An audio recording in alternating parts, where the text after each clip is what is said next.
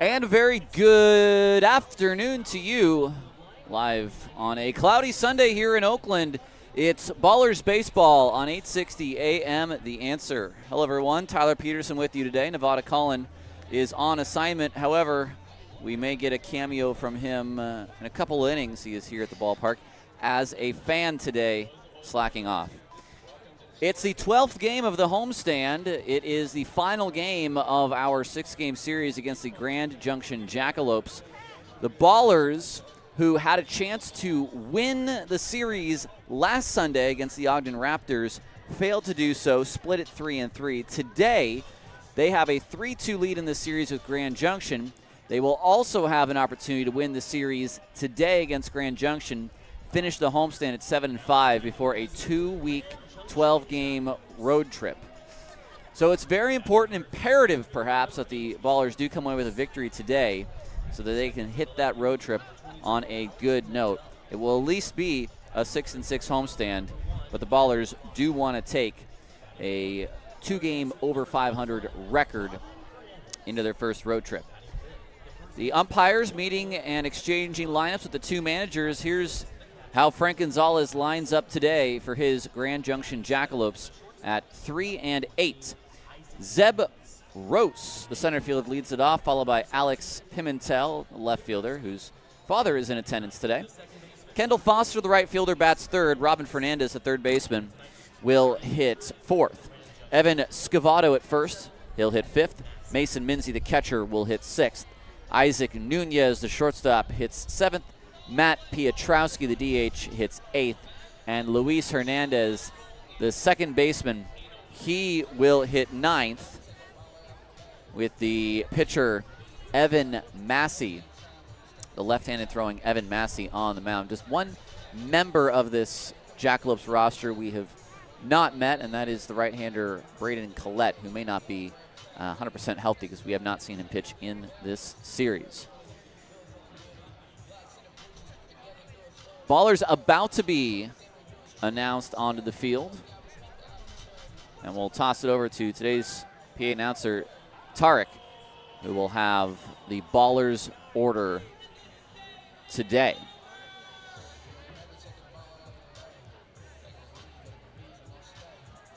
Maybe in a few more moments anyway. All right, now we'll send it over. Now it's time for the starting lineup for your Oakland Ballers. Leading off, the shortstop, number 3, Tremaine Cobb. Batting second, the right fielder, number 27, Pat Monty. Batting third, the third baseman, number 11, Davis Druick.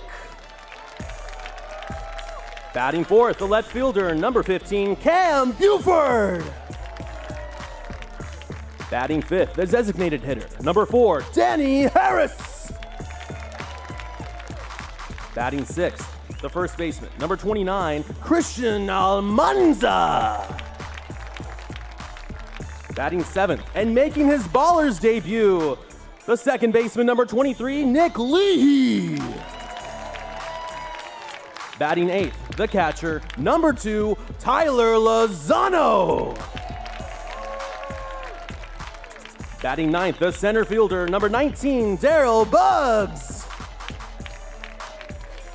And today's starter for the Oakland Ballers, number 14, Zach Saint Pierre.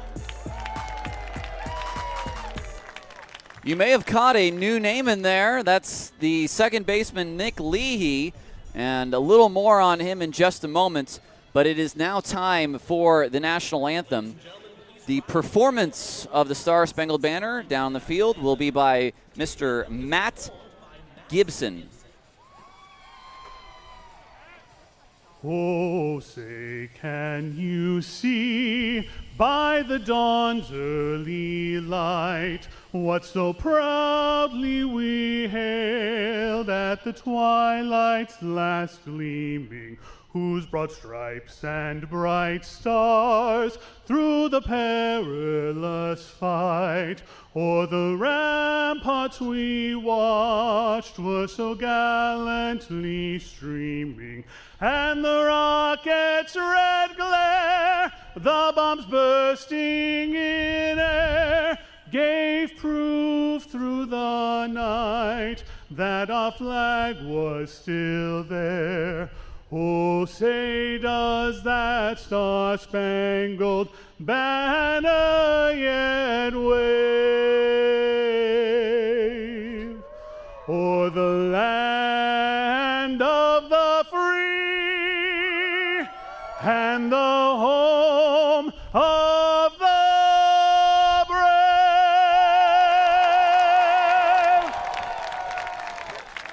Thank you, Matt Gibson.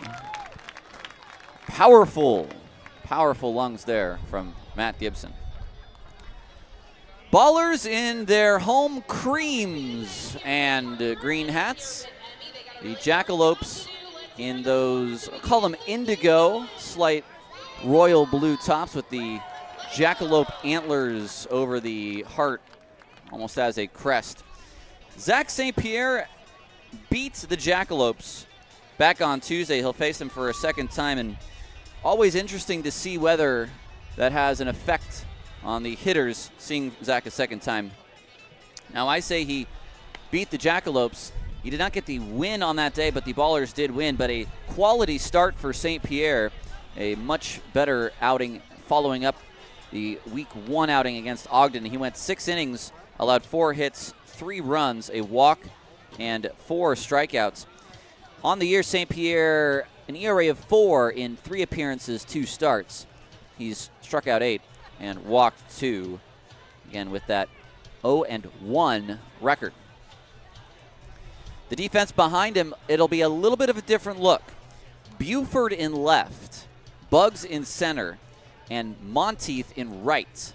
Now the infield. Druick at third, Cobb at second. We know that. Or Cobb at short, excuse me. At second, making his professional debut, is the second baseman, Nick Leahy, who just came off the end of his season with the UC Davis Aggies. Christian Almanza is at first base, and Tyler Lozano is behind the plate. So we've seen a couple of moves in this series by Oakland. And this is a move to get a better defensive infield, to bring in Nick Leahy. Dylan Porter this morning was traded to the Idaho Falls Chuckers for future considerations.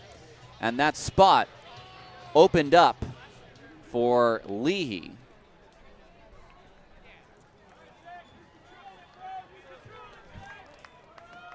So here comes the first pitch to Zeb Rose, and it's low for ball 1.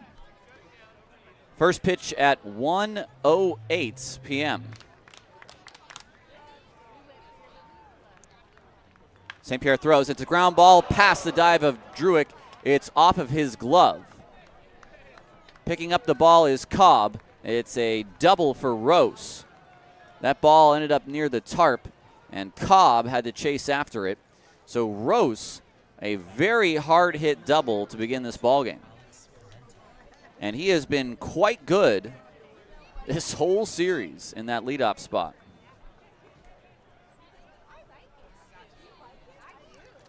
That'll bring up Alex Pimentel. Pimentel leads the club in hitting at .341, a home run, 3 RBI. Bunt. It's popped up. St. Pierre picks it up. His throw across is scooped out by Christian Almanza.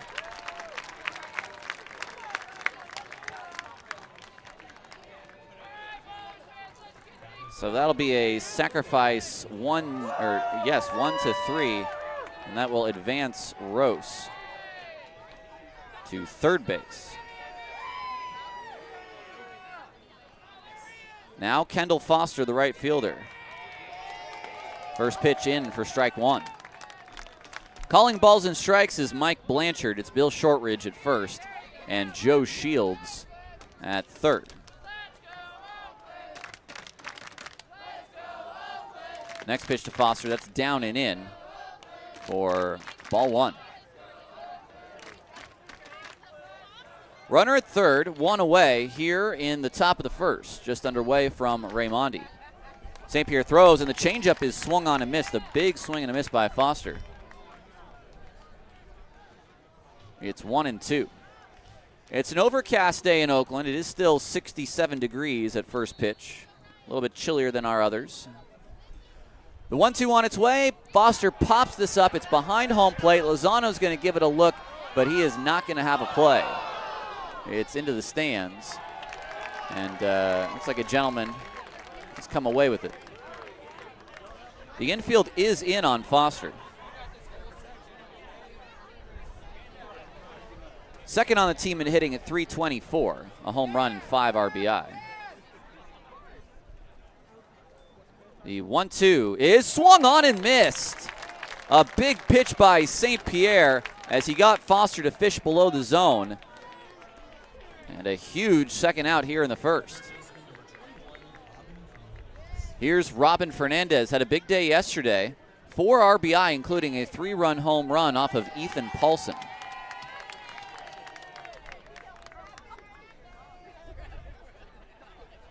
St. Pierre from the stretch. His first pitch to Fernandez is taken for strike one on the inside.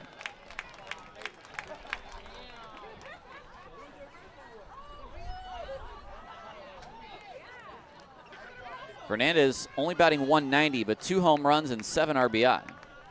The 0-1 is a high drive into right field. In is Monteith, still coming in. Very shallow, he makes the catch. The inning is over, and Zach St. Pierre works around a leadoff double and strands Rose at third. No runs on a hit, no errors, a man left on base. We head to the bottom of the first.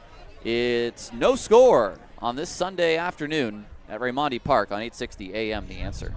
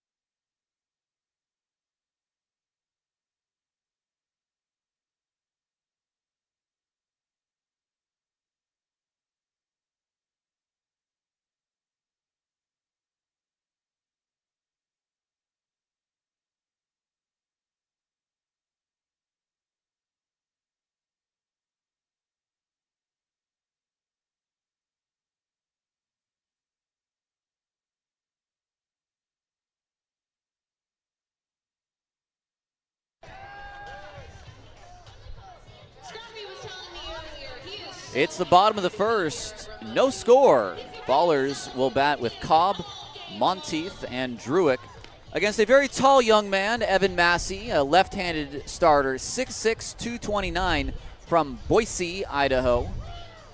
26 years old, played for the Jackalopes last year. Had 19 games, 16 starts. Was 7-4 with a 5.21 ERA, which is a very good ERA to have at the ballpark in which they play at altitude. He is 0-1 this year, although he had just 1 earned run allowed in 4 1/3 innings against Yuba Sutter. Tremaine Cobb Jr. takes a ball low for the first pitch of this bottom of the first. Cobb takes a fastball low again. It's 2-0. Another multi-hit game for Cobb. He's at .417. 20 hits and 48 at-bats. 4 doubles, no home runs, and 2 driven in. Next pitch on its way. There's a strike at the bottom of the zone. 2-1.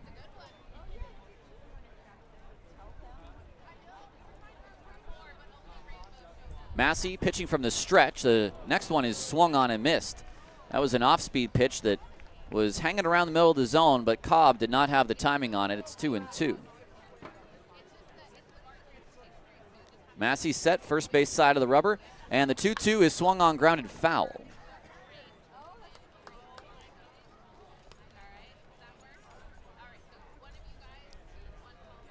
Cobb stands back in.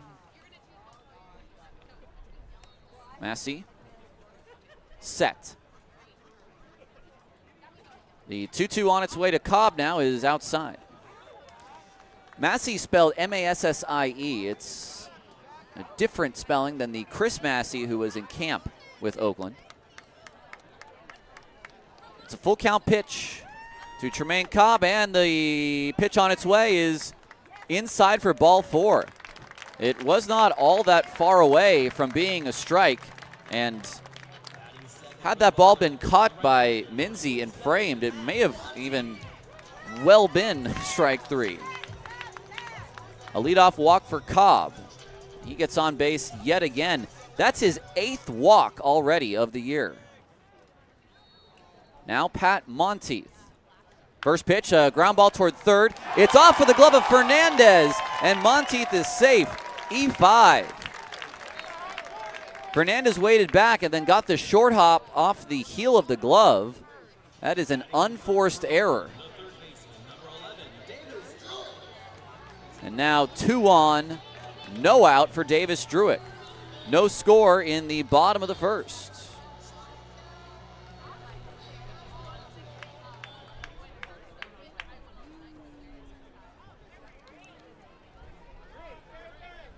Neither runner being held on. Massey's first pitch to Druick. He takes low for ball 1. Was not that far away from being a strike on the inside corner. Massey's been around the plate, at least through his first 9 pitches. It's a 1-0 to Druick, and he takes high and away, now 2-0. He's had to wait the whole series to finally take the mound, starting this final game. A 6-man rotation being used by Frank Gonzalez, at least until they get home for their home opener on Tuesday against Idaho Falls. The 2-0 is outside, 3-0. Leadoff walk to Cobb. Monteith reaches on the error, and now Davis Druick in a 3-0 count. Inning getting set up well for Oakland.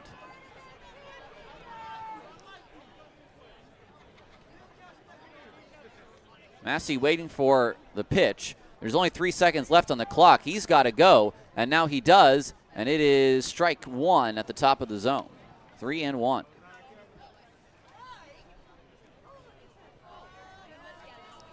Both runners lead. Druick will be activated now on the 3-1 count. Massey throws, and Druick takes a strike at the knees. 3-2. The defense for Grand Junction: Pimentel in left, Rose in center, Foster in right, Fernandez at third, Nunez at short, Hernandez at second, Scavato at first, and Minzy behind the plate. It'll be a payoff pitch to Davis Druick. The pitch on its way. It's high for ball 4. And the Ballers have the bases loaded with no outs to begin this ball game. The first 3 reach. And now here comes Cam Buford, who's making his first start in left field today. 382 for Cam. He missed a couple of games due to a foot injury. 13 hits and 34 at bats. His first professional home run yesterday, a 2-run shot that made it a 1-run game in the 8th. He's driven in 9.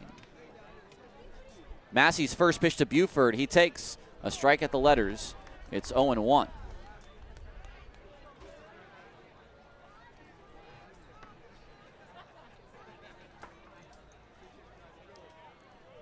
Oh, 0-1 to Buford. The pitch, he takes inside. Oh no, excuse me, strike 2 called. Mike Blanchard thought about it for a second, but he absolutely got the call right. It was a strike. It's 0-2.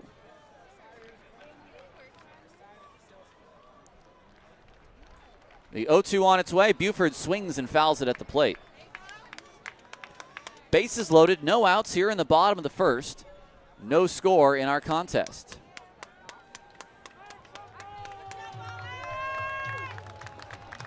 Cobb leads from third. Monteith from second. Druick from first. The 0-2 again. Buford, a ground ball towards short. Hernandez will go to second for one, and the return is in time. It's a double play, but a run does score. 6-4 to 3. And Cobb comes in. It's 1-0 Oakland. So Druick eliminated 6-4. And that'll bring up Danny Harris. So certainly not the result that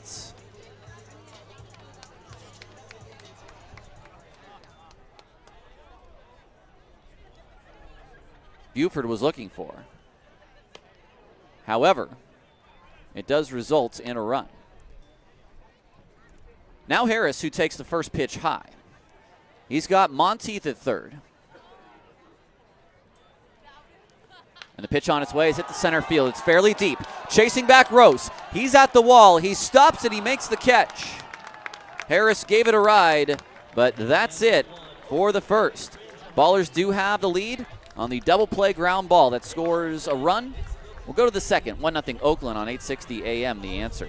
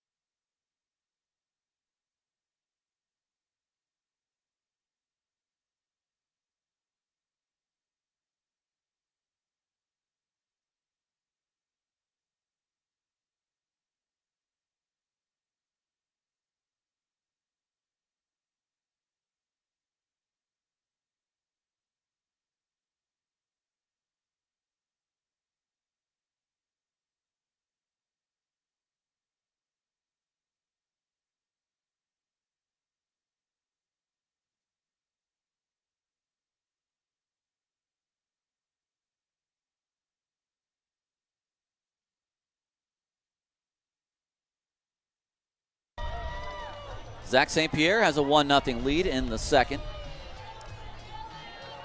Tyler Peterson with you here on 860 AM, The Answer.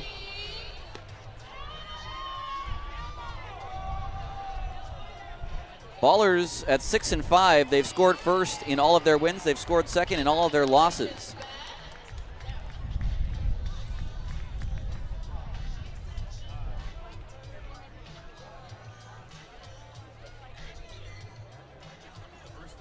So here's Evan Scavato to lead it off. Scavato, a trusted bat by manager Frank Gonzalez, and the first pitch is a fastball for a called strike one.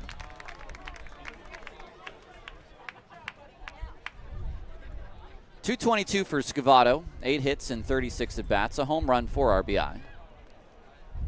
Next pitch, a touch low. It's 1-1.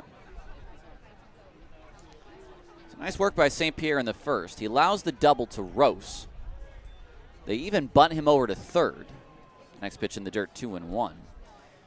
Gets a big strike out of Foster and then a shallow fly ball to right. And the Jackalopes do not score. Ballers get a run in the bottom of the first without even getting a hit. Here comes the 2-1 up the middle, and that's a seeing eye single behind the tush of Zach St. Pierre. That'll bring up Mason Minzy. The catcher, number 9, Mason Minzy. Minzy's a switch hitter. He'll bat from the left side. The primary catcher of the two with Maynard. Damon Maynard has started 4 games, Minzy 7. This will be his 8th start. He's batting .182, 2 home runs, 4 driven in. St. Pierre throws, and the first pitch changeup is in for strike one. 1-0 Oakland here in the top of the second.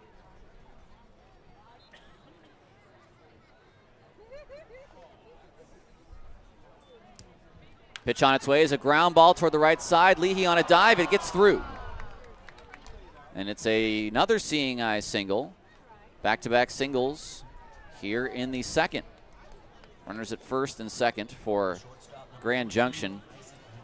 We already saw one sack bunt down today, and with 2 on and none out, will we see a second? Isaac Nunez, the shortstop. The corners are in for the Ballers. Nunez shows bunt. He bunts right through it and gets a chunk of Lozano on the way through. I think he may have totally missed that ball. If not, just barely fouled it into the Lozano. And it might have just got him square on the chest protector, which is only so protective.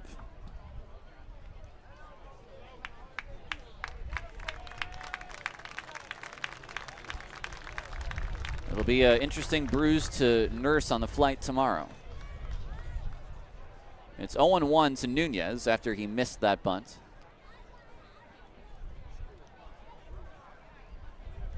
The 0-1. Popped up into the glove of Almanza. His throw to second is in time. It's a double play. Almanza came crashing in, and Nunez will line into a double play. Nice throw from Almanza as well. Cobb covering. Call that an L3 double play. 3-6 on the putout at second base. First pitch to Pietrowski is swung on and missed.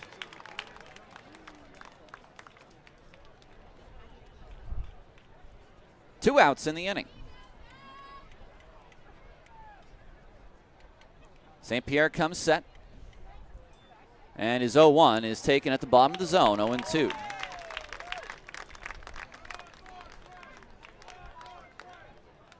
Pietrowski at 237. No home runs, 2 driven in. It's an 0-2. St. Pierre ready. And the pitch, it is just off the plate. Lozano's got a pretty good feel for the zone, and he knew that was off the plate. He did not challenge. Nice crowd on a Sunday for Scrappy's birthday.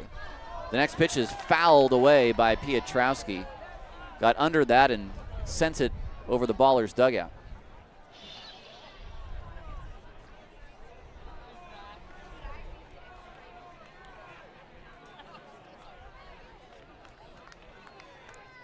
St. Pierre comes set. And the next pitch is a breaking ball low. That was a chase pitch. And Pietrowski did not chase.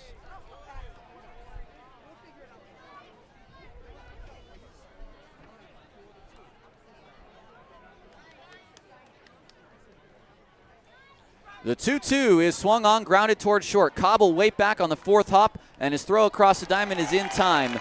The inning is over. St. Pierre once again gets out of a jam.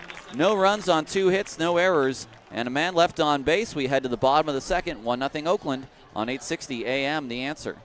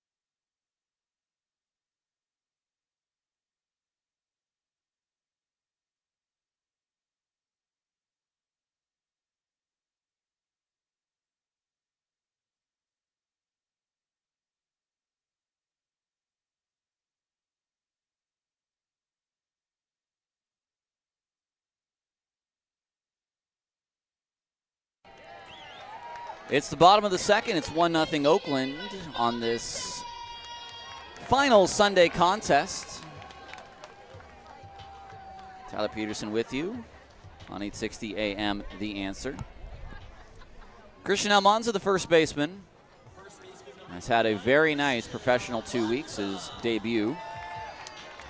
Almanza at 286. He's doubled 3 times. He's hit 3 home runs, and he's driven in 14. A lefty-lefty matchup, and Massey's first pitch is a fastball inside for ball 1. So again, no hits for Oakland in the first. A walk, an error, and another walk, and a run came in on a double play. Swing and a miss on the breaking ball, 1-1. So you kind of take the run because it is a little bit undeserved. But you really wish you could have done a lot better, bases loaded, no outs. At least you did get the run from it. The 1-1, Almanza takes a ball inside.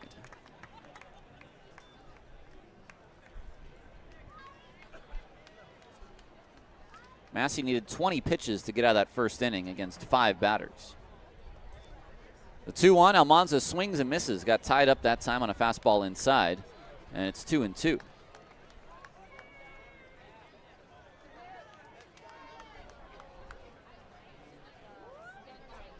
Massey set. And the pitch, Almanza takes a fastball off the plate. It's a 3-2 count. This at bat has gone ball, swinging strike, ball, swinging strike, ball. And if you've taken the SATs, they might ask you to fill in what comes next. Let's hope it's something different. The 3-2 is exactly what it was, a swinging strike. So that completes the sequence. And Almanza is gone. And now it's the first professional at-bat for Nick Leahy. Nick Leahy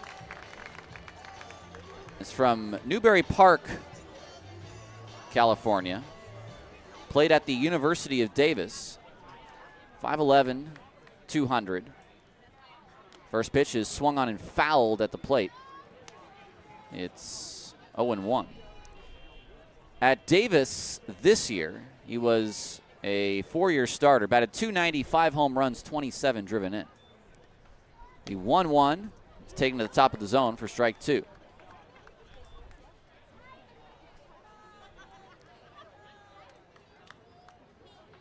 Massey set. Leahy, slightly open stance. Swings and fouls it back. Good swing that time. Right at the top of the zone.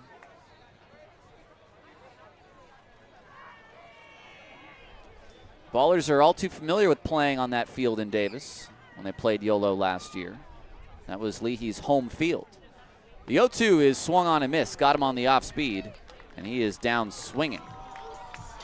Back-to-back strikeouts for Evan Massey here in the second. That'll bring up Tyler Lozano.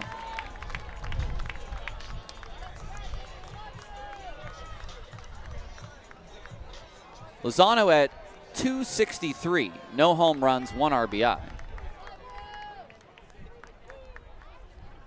First pitch breaking ball is low. 1-0. 1-0 Oakland here in the bottom of the second. Ballers do not yet have a hit. Lozano the 8th man in the order. Next pitch low as well. 2-0.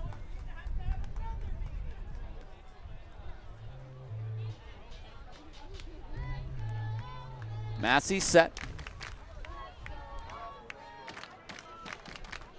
And now the 2-0 to Lozano. He swings and misses. Right past that off-speed pitch, 2-1.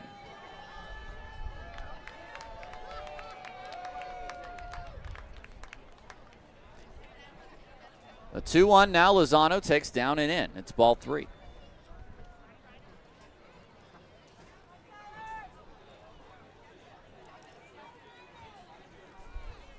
Lozano may see a pretty good pitch here. Here it comes. It's a fastball that catches the outside. It's strike 2.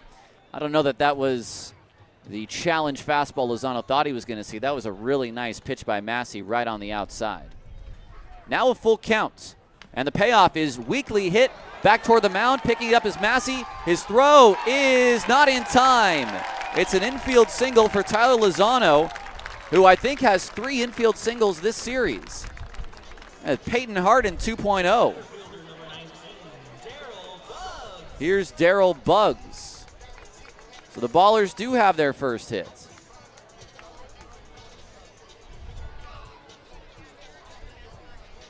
Could not have gone more than 20 feet out in front of home plate. Bugs at 211. No home runs and RBI. And the first pitch is low.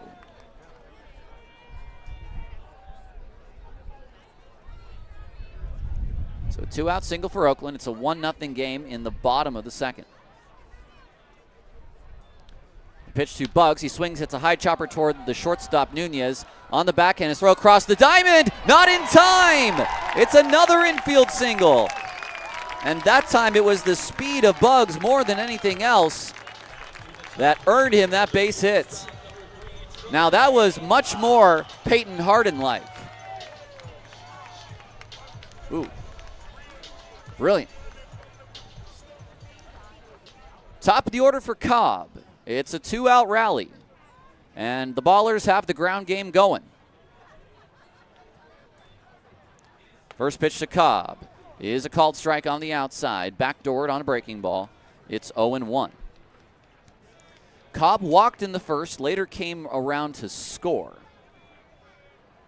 Leads the team in runs, does Tremaine Cobb. The pitch is fouled sharply into the right field bleachers. It's 0-2. He got a pitch to hit there, 88, belt high.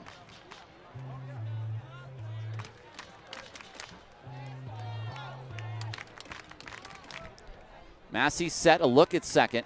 Now he throws, and Cobb will line one to short. On the backhand is Nunez. He'll have no play. He was going to try to go to third after collecting that on the dive, and it's 3 straight infield singles. It is the full-on ground attack. Here's Pat Monteith. Monteith reached on an error in a first. Bases loaded for Oakland with 2 outs.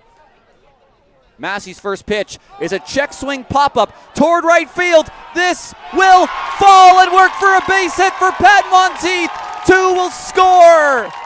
His first hit as a member of the starting lineup. That's like putting in a cross and accidentally scoring a goal. It'll work.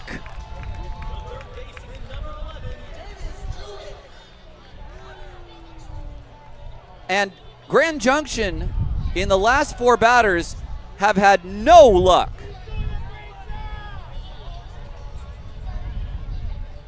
Lozano and Bugs both score. Cobb goes to third on the play, and Pat Monteith, a 2-run single here in the second. Hey everyone, Nevada Cullen checking in. I have to now that it gets good, you show up, huh? I mean, Pat Monteith right there, you said it best. I saw a goal that Chelsea scored the other day. Nico Jackson has it go off his chest. He's trying to head the ball, it goes off his chest. That is the equivalent right there of a cross that just somehow nestles itself into the back of the net. Good call, Tyler. This will be Davis Druick now. 1 in the first, 2 in the second for Oakland. And the pitch to Druick is a fastball taken for strike 1.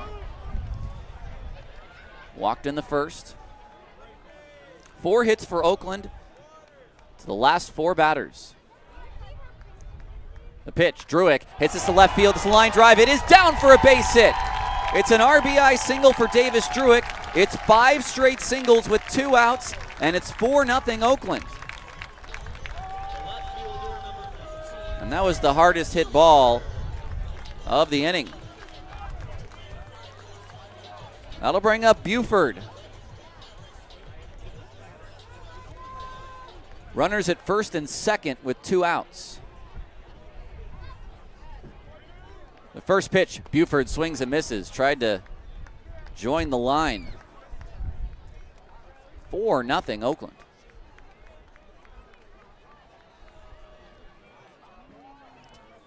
Massey to the plate. Buford fouls that at the plate. It's 0-2.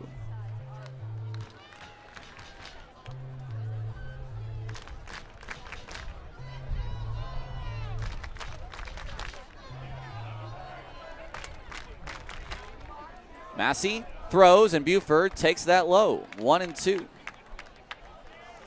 The 2 strikeouts for Massey, and then the infield single to Lozano, the infield single to Bugs. Both very close plays. Cobb's infield single, Monteith's single, Druick's single. 5 singles. There go the runners. It's swung on and missed. So Massey ends up striking out the side, but he gives up 5 hits to Oakland, and they score 3 times. They take a 4-0 lead into the third on 860 AM, The Answer.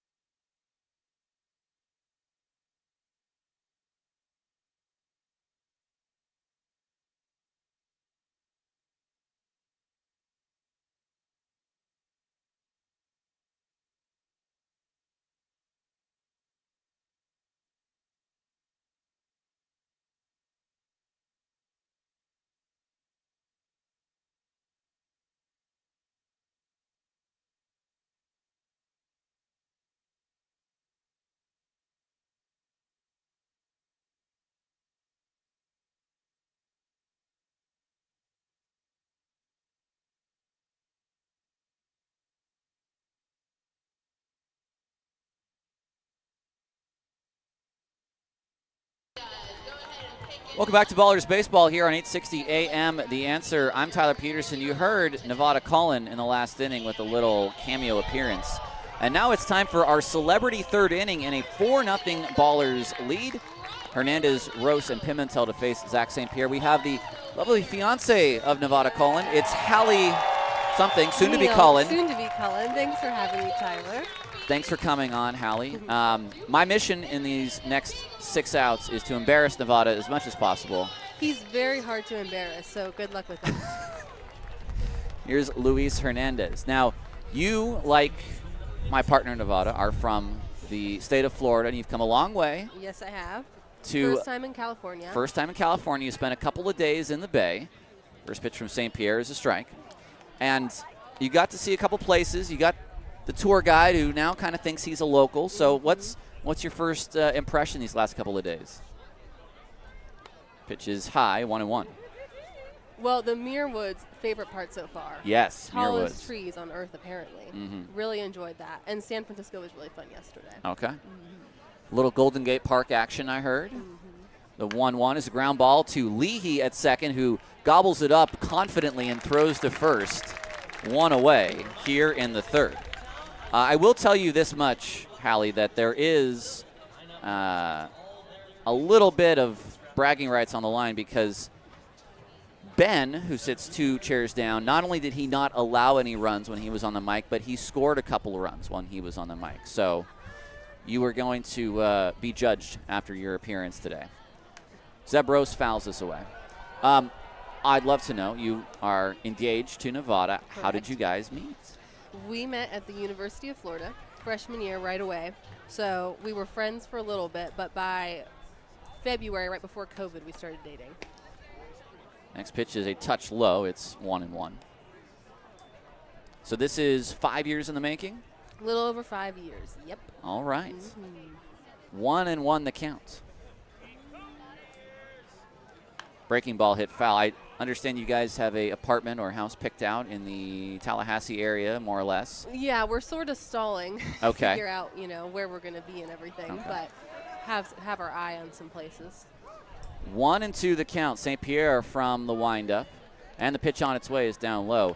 So is the cooking, the cleaning, the laundry, where are his faults? Well, Nevada loves to cook, which is great for me. I have because heard about this. I do not love to cook.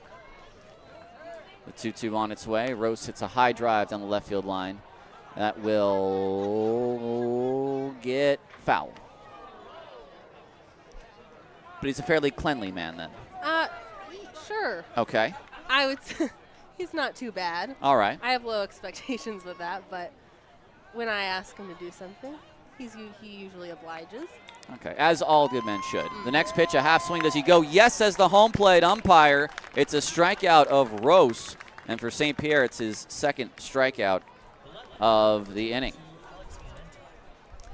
2 outs here in the top of the third, 4-0 Ballers. We're speaking with Hallie, say Neal, who is the fiance of Nevada Cullen, which is why he has not been around the last 3 days, because Hallie's been in town. First pitch to Pimentel is a strike on the outside. What did you think last year? Because I got to offer Nevada this job a couple of times. As Pimentel hits this to right field, it's down for a base hit. Monteith to pick it up. Your initial thoughts, and then maybe after some conversation, your thoughts about him coming to California, not once but twice. Right. I mean, it was pretty abrupt the first time, so not much time to think about it. But I'd say second time around, we talked about it. It was such a good experience. Might as well go for round 2. Okay. Much more fun that I could visit this year. Yes, absolutely. Here's Foster with 2 away. And the first pitch is popped up. This should end the inning. Cobb will put it away. And that ends the inning. Hallie, you gave up a hit, but you did not give up any runs. We head to the bottom of the third. We'll continue our celebrity third on the other side. 4-0 Oakland.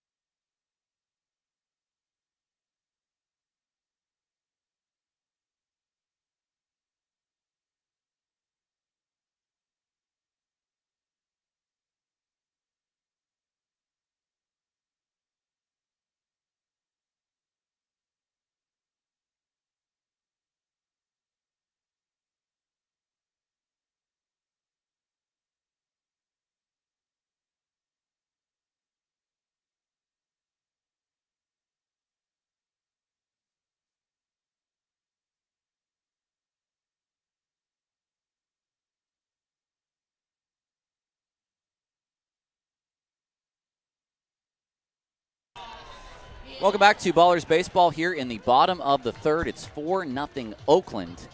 Tyler Peterson in our celebrity third inning. We're joined by Hallie Neal, who is the fiance of Nevada Cullen, who is standing by as well.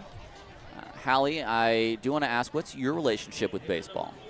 It pretty much started when I started dating Nevada 5 years ago. I'd say my only experience up to then was Little League Baseball with my brothers. But, you know, I've come to enjoy it a lot more these past few years. Accept, tolerate, into enjoy, I think, is a good flow. Here's Harris, who takes a first pitch for ball 1. It's a good summary. Yeah, I went to a lot of Gator games in my time there. Massey is set. Harris, Almanza, and Leahy. Ground ball, right field, base hit for Danny Harris. All right. Let's see if Hallie can get any runs here in the bottom of the third.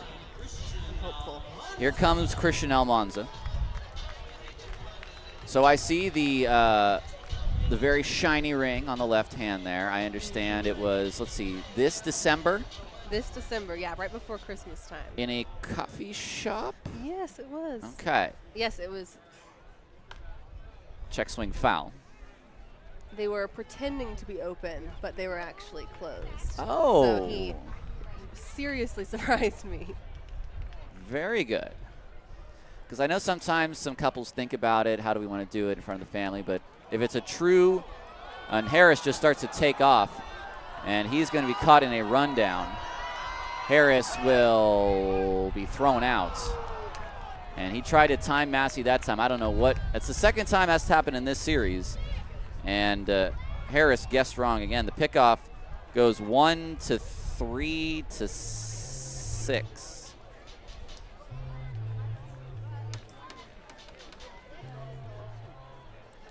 So Almanza bats with 1 out now, and he takes strike 2. Now, this isn't so hard, is it, this job? Yeah, I mean. Yeah, you just talk. I know Nevada does not get nervous at all. this sort of thing. Next pitch is low, 1-2. We pay him to do this. That's crazy. It's crazy. Gets to hang out with his friends. I know. Talk with Tyler. 1-2 the counts. Minzy setting up low and away. And the pitch is a ground ball towards second. On 3 hops, the second baseman Hernandez throws to first. There's 2 away. Now I've got to ask, is this sort of a oh, this is what you look like. I've listened to your voice because I've listened to my fiance's broadcasts, and now here we are. Yeah, I mean, I saw a podcast episode, so I knew what you looked like. That's true. But I've heard so much about you, so it just felt like we already had met. Leahy, in his pro debut, swings and misses. All right, so before we let you go, you are marrying someone whose parents are both in the wedding planning business. Correct. Does that make it easier or tougher? So much easier. We don't know I mean, he knows so much. He's done so much more than me of the wedding planning so far. It's been great. So are we picking out the plates? Are we picking out the napkins? Are we picking out how big is the guest list? Yeah, I mean. What kind of dessert? Nevada has worried all about the food. We did guest lists together, and then all those little details about how everything looks. That's all up to me. And what's the date? October 18th. October the 18th. Yeah. 1-2 to Leahy. He swings and misses, chases a fastball outside. The inning is over, and so is our celebrity third inning. Hallie, thank you so much for coming on. Thanks so much for having me. All right. Take care of him now. Will do. We will take a break and come back for the top of the 4th. 4-0 Ballers on 860 AM, The Answer.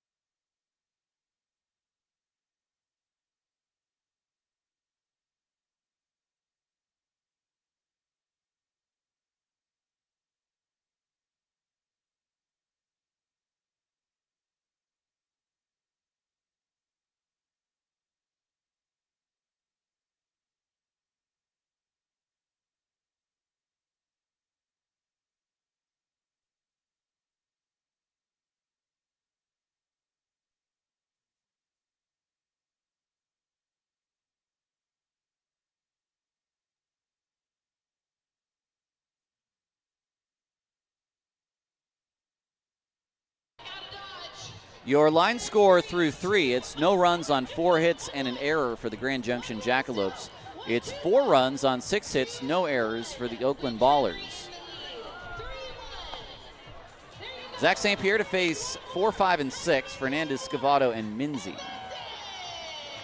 And again, I hate to beat this dead horse, but Ballers scored first today. They are 6-5 on the season.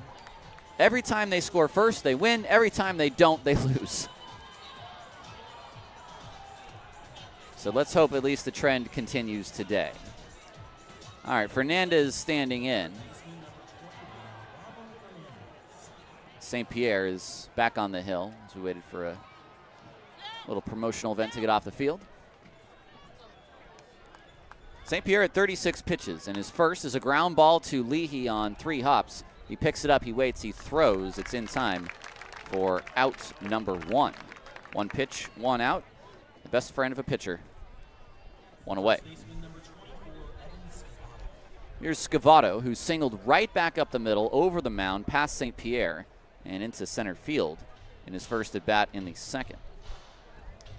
Scavato is homered at this field. It came last year as a member of the Northern Colorado Owls. St. Pierre throws, and Scavato fouls us back. It's 0-1.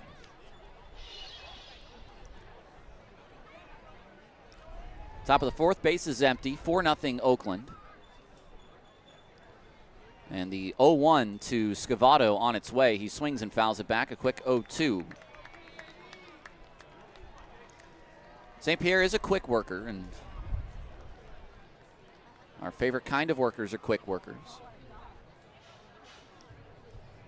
Scavato asks for time. And he takes his time getting back into the box. The 0-2, the windup from St. Pierre, and the pitch is a curveball too high.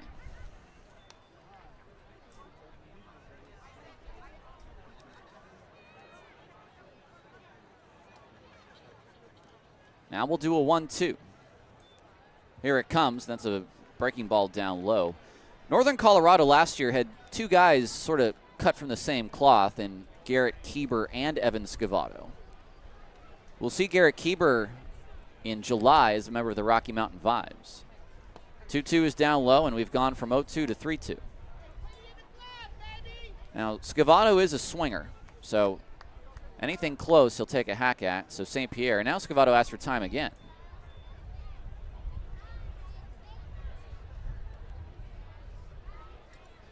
Now he stands back in. Anything close will likely have action. The 3-2 is swung on and fouled away off one of the poles down the right field line. The lights have been turned on at Raimondi in this overcast sky, which is interesting for 1:56 p.m. The 3-2 on its way, and Scavato rather, fouls it at the plate. Talking about a guy that isn't even here. So this will be an 8th pitch of this at-bat. And Scavato has fouled away 4. One out in the top of the 4th. 4-0 Oakland. The 3-2 again is a line drive toward right. That's a base hit. 2 hits for Scavato in today's game. The catcher, number 9, Mason Minzy. That'll bring up Mason Minzy. He also had a seeing eye single through the right side in his first at bat.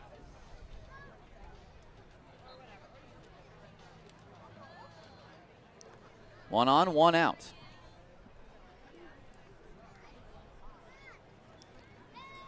St. Pierre's first pitch is too low, ball 1.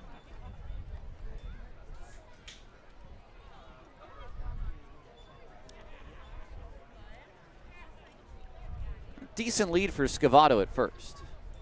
St. Pierre kicks and fires, and there's a strike. Almost the same spot. This time a little higher. It's 1-1.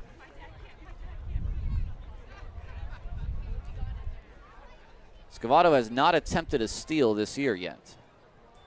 The 1-1, and Minzy takes low.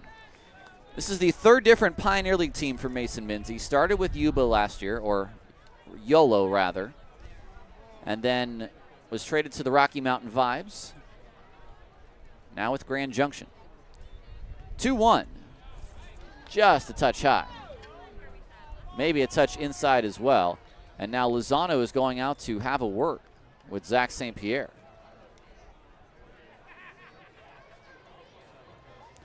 Four 4-0 Oakland here in the top of the 4th. 4th. 4-0 in the 4th. There we go.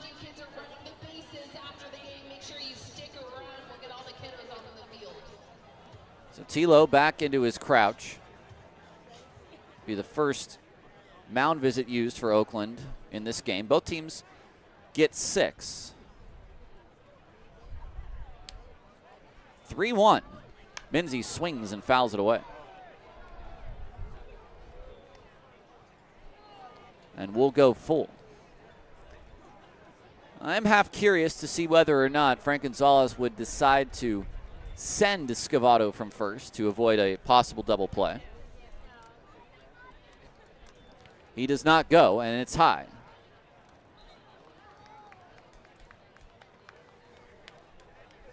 So a walk after the single. That puts 2 men on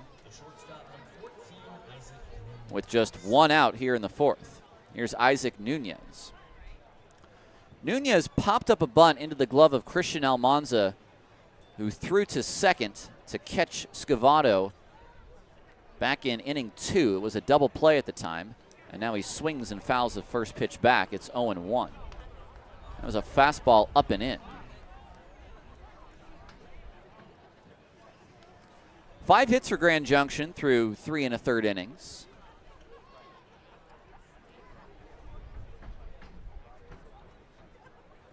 The 0-1. Breaking ball is low. Scavato's getting a massive secondary lead after that pitch is thrown. It's the kind of lead that if you set up a play for Lozano to throw to second to try to backpick him, I don't know that Scavato can get back in time. The next pitch is a line drive. It's over the glove of Cobb into center field. Bugs will pick it up. The throw will come into the home plate area, and it's too late. It's a sharply hit line drive, and it's an RBI single for Nunez. It's 4-1. That'll bring up Matt Piotrowski.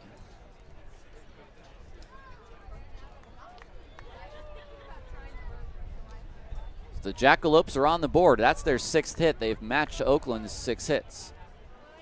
The first pitch is popped up. This might be playable. Almanza is over, and he will not have a play.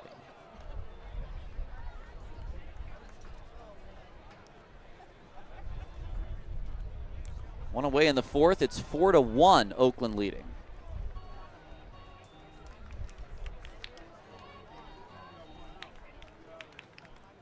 St. Pierre set. And the next pitch is a ground ball toward Cobb on his backhand.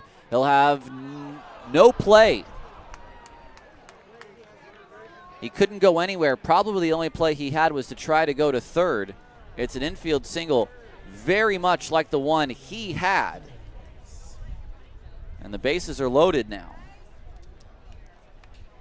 Well, that's 4 straight base runners against St. Pierre now. Single walk, single, single. This is looking like the Ballers' bottom of the 2nd. Here's Luis Hernandez. 1 away. Ballers up by 3. First pitch to Hernandez is a breaking ball that drops in for strike 1.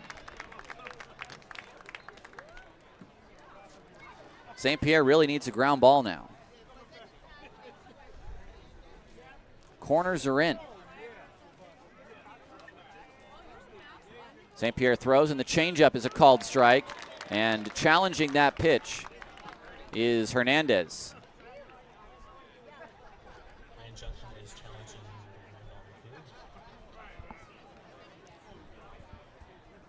The call is overturned. It is overturned. Grand Junction's challenge is successful. Again, Hernandez only stands at 5'6". So his strike zone is smaller on TrackMan than most.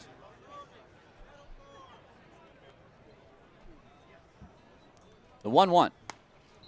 Way outside, 2-1.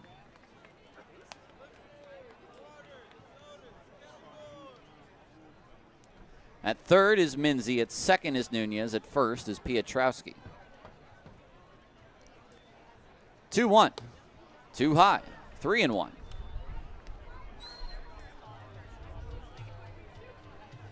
Now Zach's got to attack.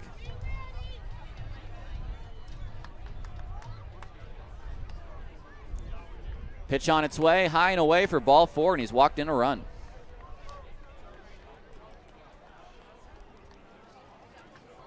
So 2 walks in the inning for St. Pierre. It's 5 straight base runners. Here's Zeb Rose. Rose a double and a strikeout. And this will bring out Jimmy Dietrich. So it's 4-2. Ballers leading here in the 4th. Still batting are the Jackalopes. A couple of early scores in the Pioneer League. I can tell you that the Boise Hawks hung another big score on the Great Falls Voyagers. 19-9, a final in Great Falls. Yuba an 8-1 lead over Ogden. That game in the bottom of the 7th. The Mustangs a 6-2 lead over Idaho Falls. That game in the top of the 4th. And Glacier a 2-1 lead over Missoula. That game in the top of the 3rd. Rose doubled and struck out, as we said. And faces St. Pierre for a 3rd time. The first pitch, Rose hits this one to center field.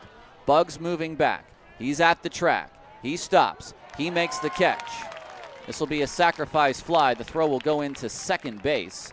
And Rose, on the first pitch he sees, will knock in a run on the sacrifice fly. It's 4-3. Nunez will score. Pietrowski to third. Now Pimentel. It's a big inning for Grand Junction. First pitch to Pimentel, breaking ball for a called strike one. The 8th batter of the inning is Alex Pimentel.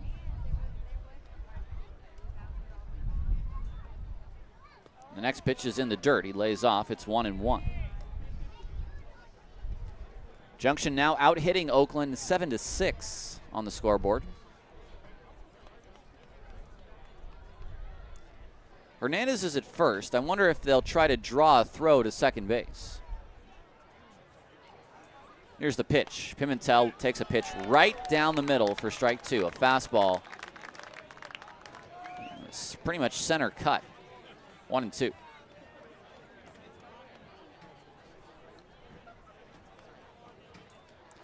The 1-2 off the end of the bat, behind first. This could be trouble. Almanza will make the catch as he turns around. The inning is over. The lead is intact. Ballers take a 4-3 lead into the bottom of the fourth on 860 AM The Answer.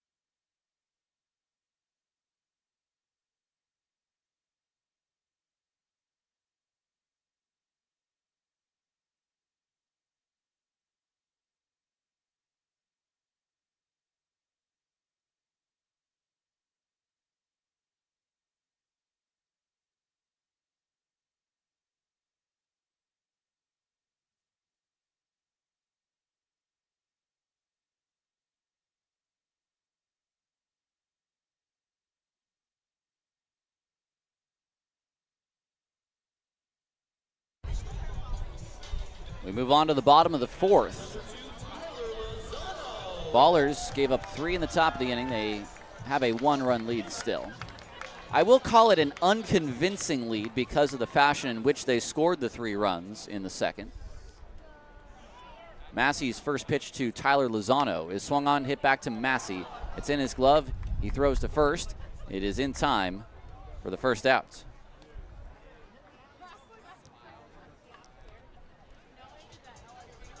That'll bring up Darryl Bugs. The reason I say it's an unconvincing lead is because the Ballers had 3 infield singles, and then Pat Monteith's 2-run single was a check swing that went about 200 feet to right field. Here's the first pitch. It's low. Maybe 200's a little excessive. 150 maybe. A single for Bugs in his first at bat. He 1-0. Swings and misses over the top of the off speed. It's 1-1.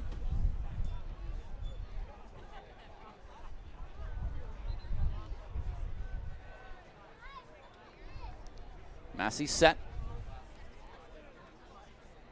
And the 1-1. Bugs takes high. There is action for Oakland in their bullpen.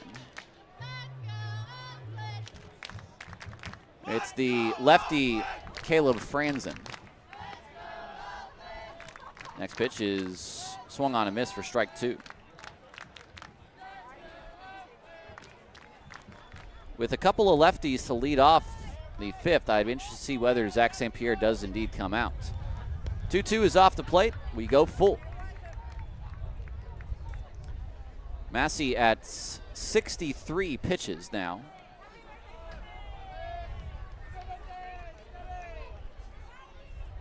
The 3-2 to Buggs. He swings, he lines this into left field, and that's a base hit. 2 hits for Darryl Buggs. Weighted back on that slider and then pulled an outside pitch into left field.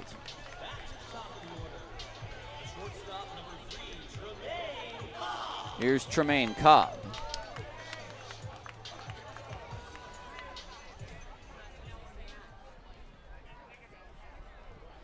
Cobb has been on base twice. A walk and a single. He's also scored twice. The first pitch, Tremaine takes a strike. I've not seen Buggs really show off the speed yet. He's not attempted a steal. But he's got a good lead and he's got a lean going. Next pitch is outside, 1-1. Massey's already picked off one runner today, although Danny Harris just left early.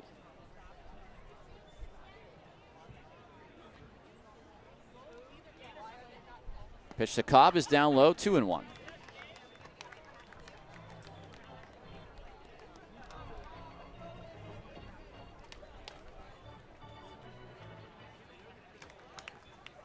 Set is Massey. Cobb swings and misses, chase after it, and the snap throw from Massey is not in time to first. Buggs is back. And, oh, that might have got Scavato in an uncomfortable spot as well. But he's going to walk it off.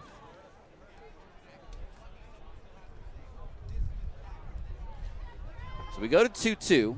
Ballers with a 4-3 lead here in the bottom of the fourth. One away. Massey waits. There goes Buggs, and he's going to be picked off. Scavato's throw is not in time.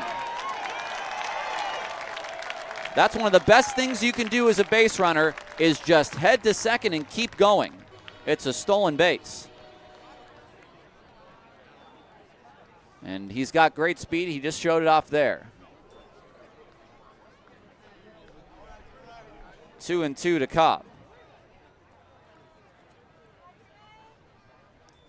The pitch, swing and a ground ball down the first base line. It's going to hit the bag. It's a fair ball. Oh, no. It's a foul ball. I was almost certain that that went over the bag. Well, Scavato didn't put up a stink because otherwise that's an out. So we'll stick 2-2.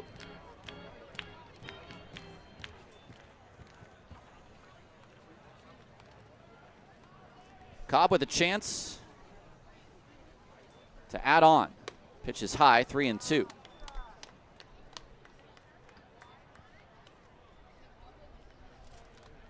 Four 3 ballers here in the bottom of the fourth. Runner is at second with one away. Big hole on the right side. The payoff pitch from Massey. Here it comes to Cobb. He swings, he pops it up. This is behind home plate over the press box. It's a foul ball. This will be the 8th pitch of the at-bat. He's putting up a good fight against Massey.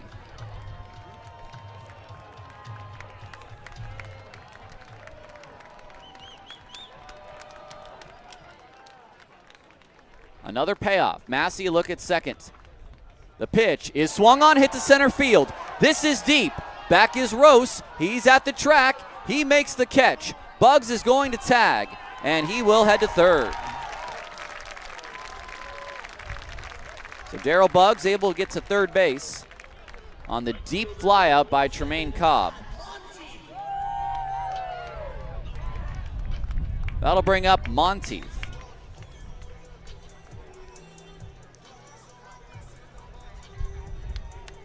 Runner at third, 2 outs. Oakland up by 1.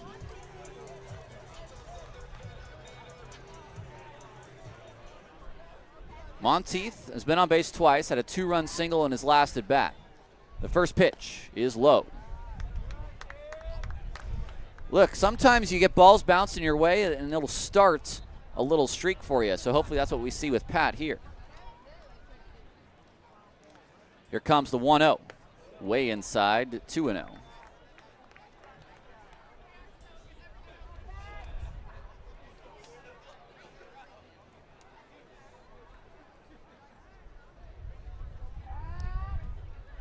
You may see a pitch to hit on 2-0.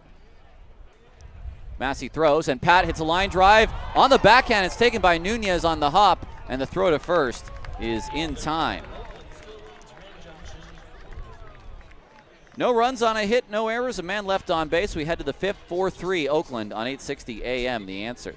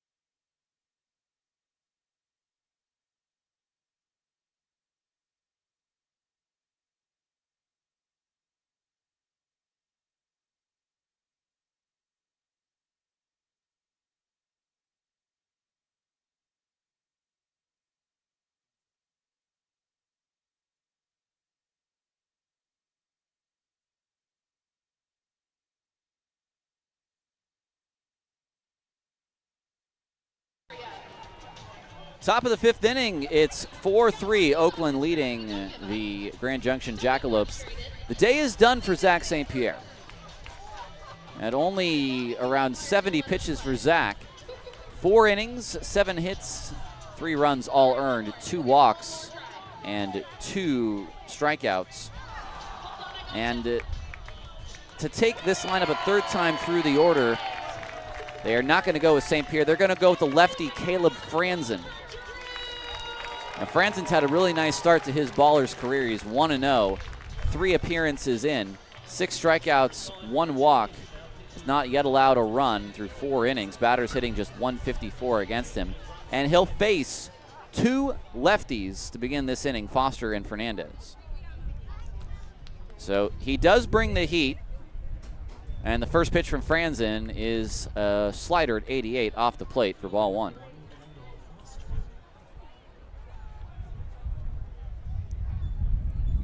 Franzen set from the stretch. The 1-0 is a ground ball foul at the plate. Foster a strikeout in the first, then he popped out to short in the third. And taking a little bit of a walk after fouling that off his foot.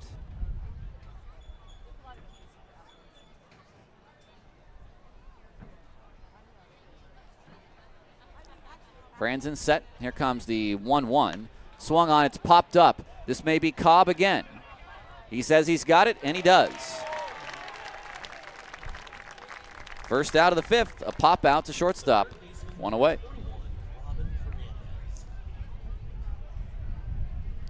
Here's Robin Fernandez now. Fernandez is 0 for 2.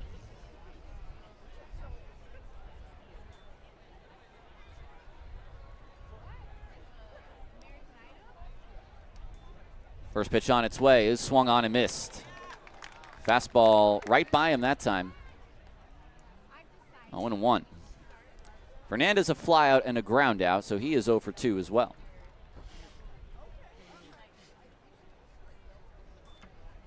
Franzen fires, and the fastball is up and in, 1-1. 91 on the hands. 4-3 Oakland here in the fifth.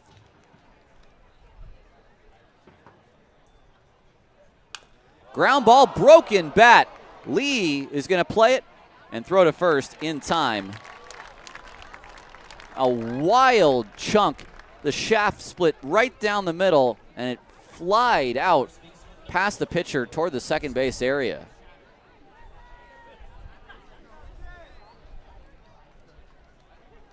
That'll bring up Scavato with 2 outs.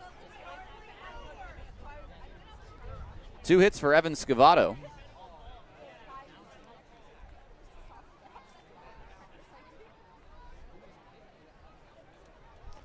Here's the first pitch from Franzen. Fastball, called strike on the inside. 0-1. So 7 pitches for Franzen. That last one at 92. Trying to have a very quick 5th inning. The next pitch, swung on, hit down the line. This is foul. 93 from Franzen on that fastball. It's 0-2. This is Franzen's 4th appearance in this series, I believe. It's an 0-2 pitch. That's in the dirt. Blocked by Lozano. Actually, it's his 3rd. He had 1 in the Ogden series.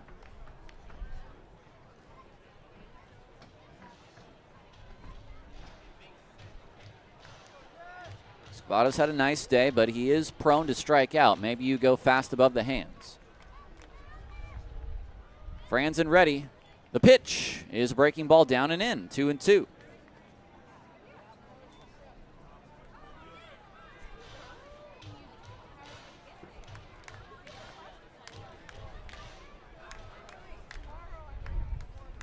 Franzen set once more. Bases empty with 2 away.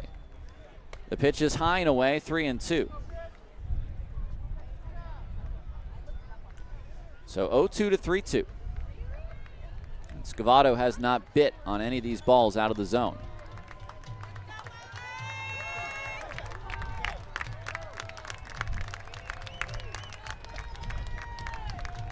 He uses his timeout, the hitter Scavato, and now he's back in.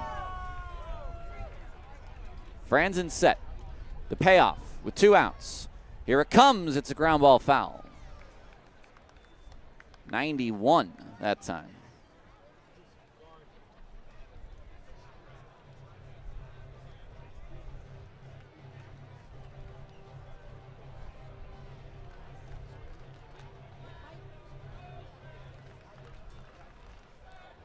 Another 3-2.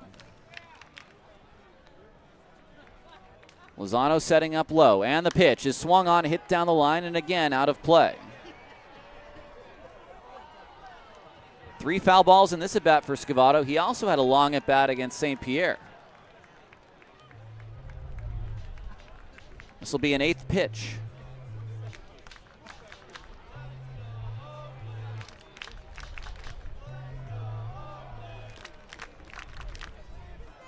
The 3rd payoff of the at-bat. It's swung on, ripped to left, and that ball is off the wall. Picking it up is the left fielder Buford. His throw into second is just a little bit late, and Scavato missed a home run by about 5 feet.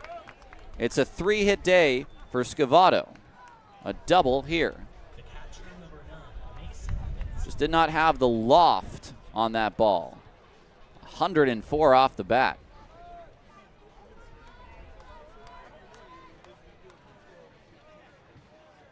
That'll bring up Mason Minzy. Minzy will bat from the right side for the first time today. He's been on base twice, a single and a walk. He's also scored a run. The first pitch towards center field. This is down for a hit. Bugs will charge, and he will miss it. And now he'll pick it up. This game is tied. First pitch single off the bat of Mason Minzy brings in Scavato. And now Franzen has an ERA. So this game is tied at 4. 3 different times today that Mason Minzy has been on base. We'll bring up Nunez.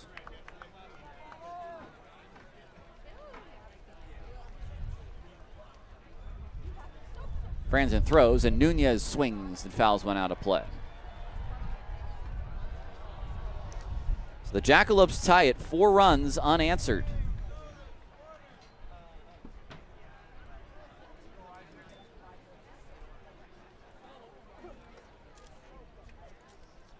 Here's the 0-1. Nunez flies this toward right. It's shallow. Over is the right fielder. He will make the catch. Monteith is there. The inning is over, but it's a run on 2 hits, no errors, and a man left on base. We head to the bottom of the 5th. It's a 4-4 ball game on 860 AM, The Answer.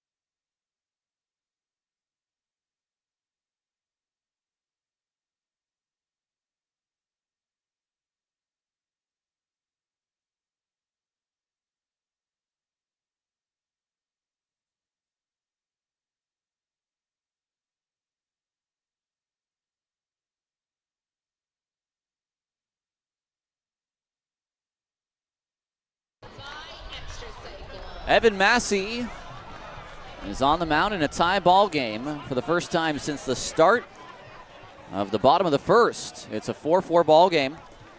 Hi, everybody. I'm Tyler Peterson. It's another solo game for me, although we were joined by my partner Nevada earlier today, but he is here as a fan today with his fiance, so it's just you and me, I suppose. Druick, Buford, and Harris against Massey. 4 unanswered runs by Grand Junction have tied this game. And that's not very nice, at least if you're an Oakland fan. Here's the first pitch to Druick. A half swing. He goes around, says Joe Shields down at 3rd. So Massey comes into this inning on 75 pitches. We'll see how much he goes after this. It will be dependent on what kind of inning he does have. Here's a high chopper to 2nd, and Druick will ground out 4-3.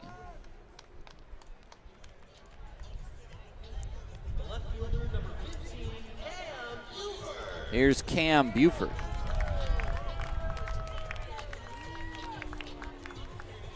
Buford has grounded into a double play, and he's also struck out. First pitch, Buford takes high and away for ball 1. It was a double play that drove in the first run of the game in the 1st when he batted with the bases loaded and no outs. Buford a ground ball toward 3rd. Fernandez picks this one up, and his throw across the diamond is offline. That's an E5. It's the 2nd E5 of the game. The first one was just booted by Fernandez. This one thrown away. So here comes Danny Harris. He singled in the 3rd and then was picked off 1-3 to 6.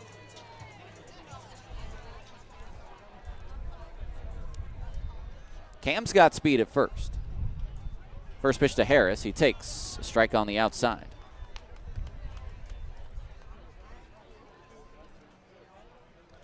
One away in the bottom of the 5th, a 4-4 ball game.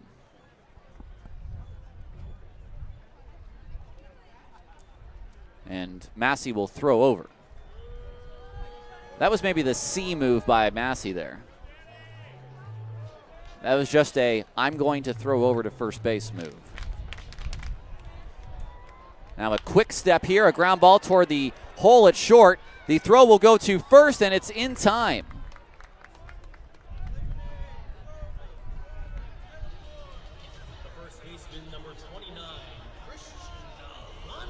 So a 6-3 ground out that gets Almanza to 2nd.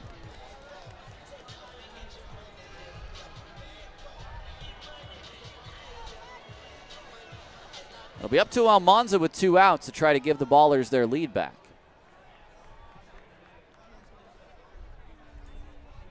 Here's the first pitch. It swung on and missed. He's trying to. It was maybe a slider that came down and in.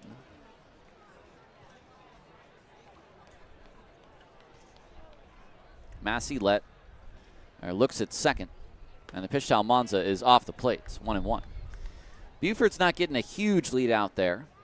He still has enough speed that even on a ball hit to left field, Aaron Miles probably will send him with 2 outs and make Junction make the play.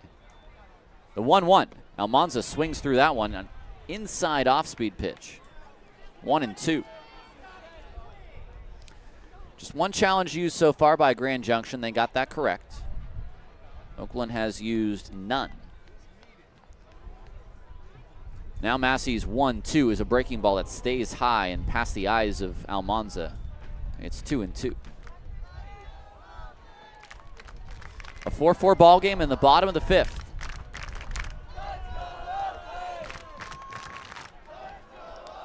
Massey to the plate. Almanza hits a high drive behind first.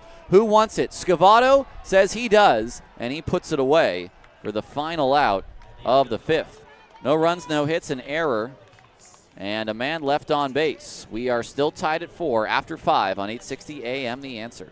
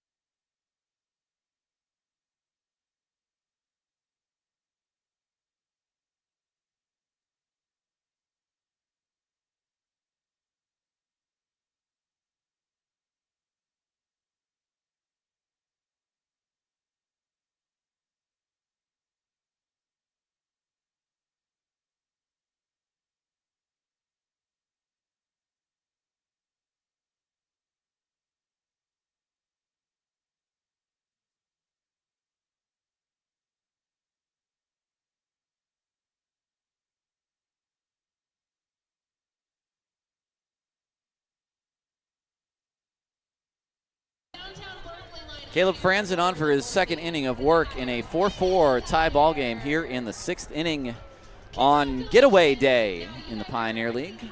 The Grand Junction Jackalopes will not be leaving until tomorrow morning, even though getaway day is today. They will be flying back to Grand Junction to have their home opener against the Idaho Falls Chuckers.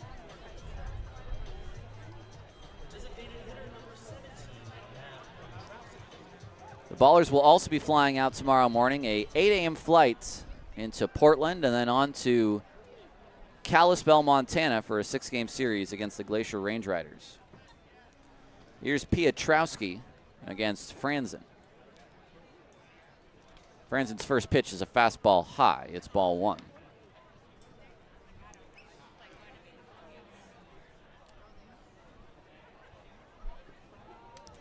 Junction has out-hit the Ballers today, 9-7. And now Piotrowski swings through the off-speed pitch. It's 1-1.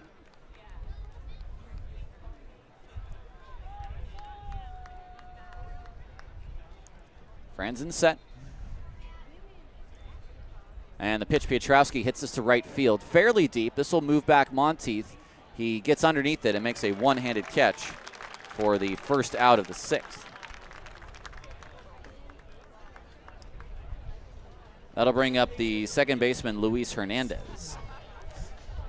Hernandez walked in the 4th inning. It was a walk that brought in a run. One of 3 in the 4th. Franzen's first pitch, and Hernandez takes a fastball high. He showed bunt, but he pulled it back.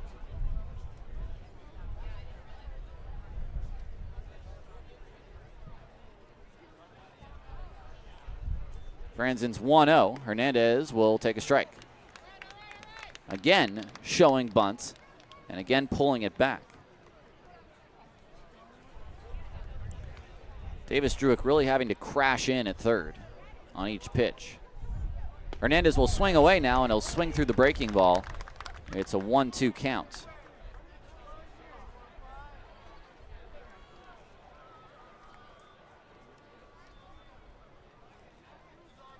Hernandez asks for time. It's granted.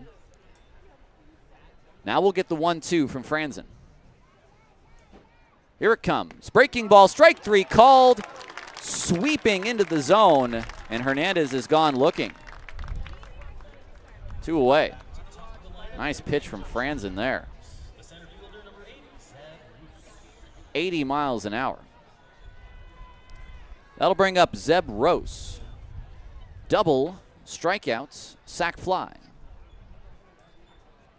First pitch, ground ball toward third, backing up is Druick. He gets up, his throw across the diamond is a strong one, and the inning is over. A 1-2-3-6 for Franzen. The Ballers looking to take the lead in the bottom of the inning. They'll have Lee, Lozano, and Bugs when we come back on 860 AM The Answer.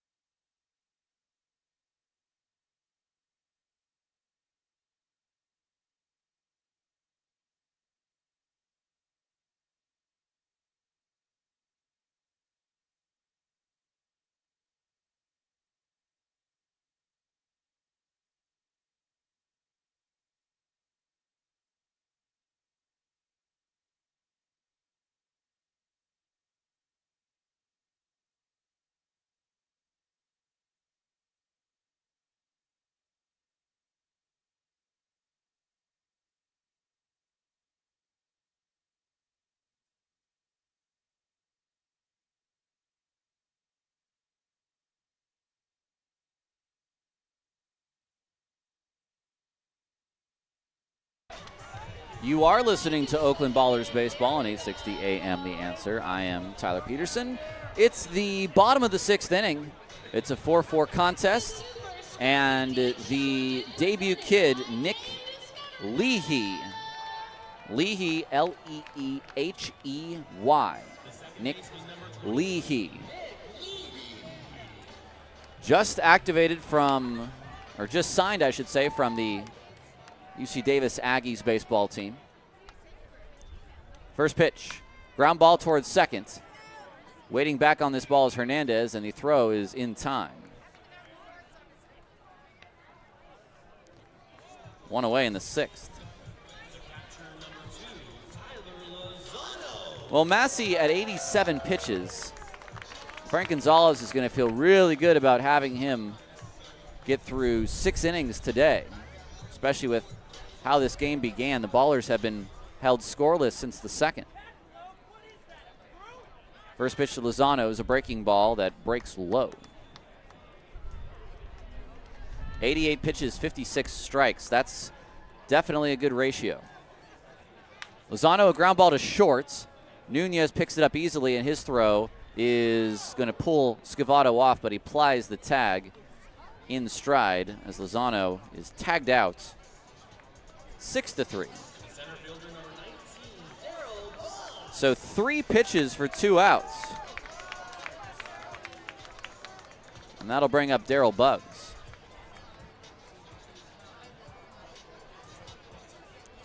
Bugs has 2 hits today and a stolen base. It was a steal on a pickoff. Bugs takes the first pitch low for ball 1, 1-0.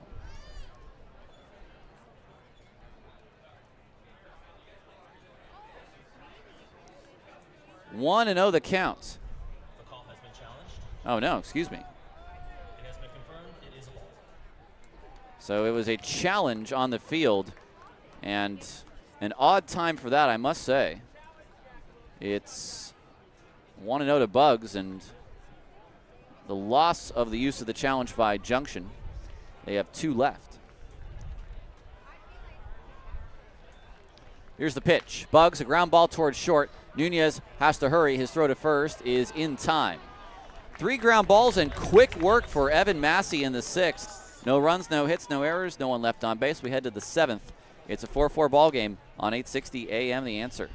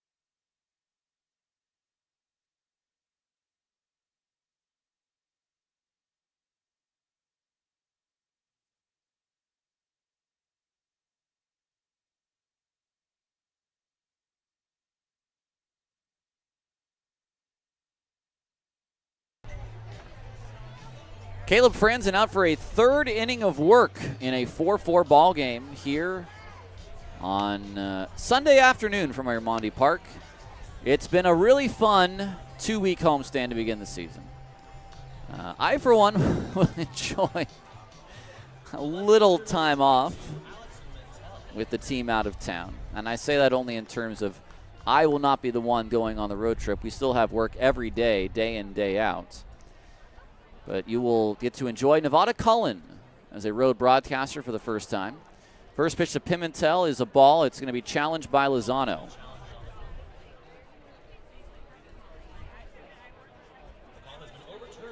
It's overturned to a strike. Now, the reason Lozano does that is so that the rest of this at bat and maybe the rest of the game, he gets that call without a challenge.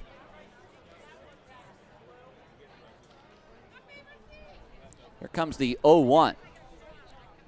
Pimentel hits a slider to first. It's backhanded by Almanza and takes it himself to the bag. Not an easy play, and not necessarily the way you want him to take that ground ball, but it worked.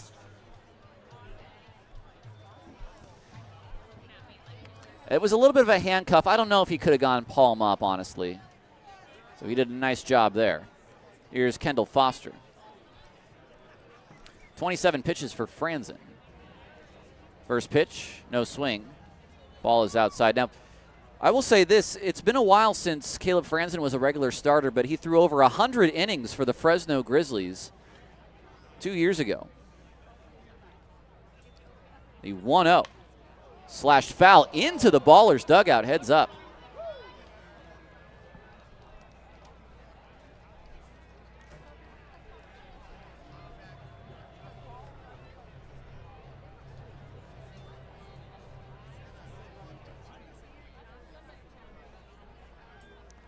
A 1-1, that's down low.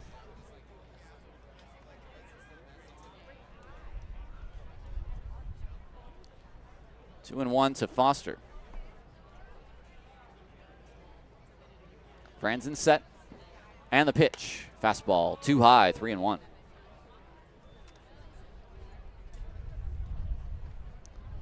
Four ball game here in the 6th. Or the 7th, rather, excuse me. That pitch is down low. It's ball 4.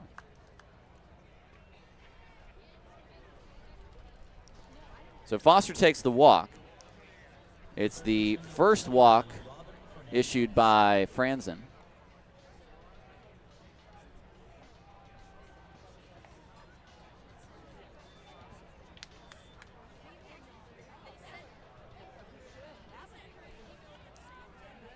And here's Fernandez. That pitch is down low. It's ball 1.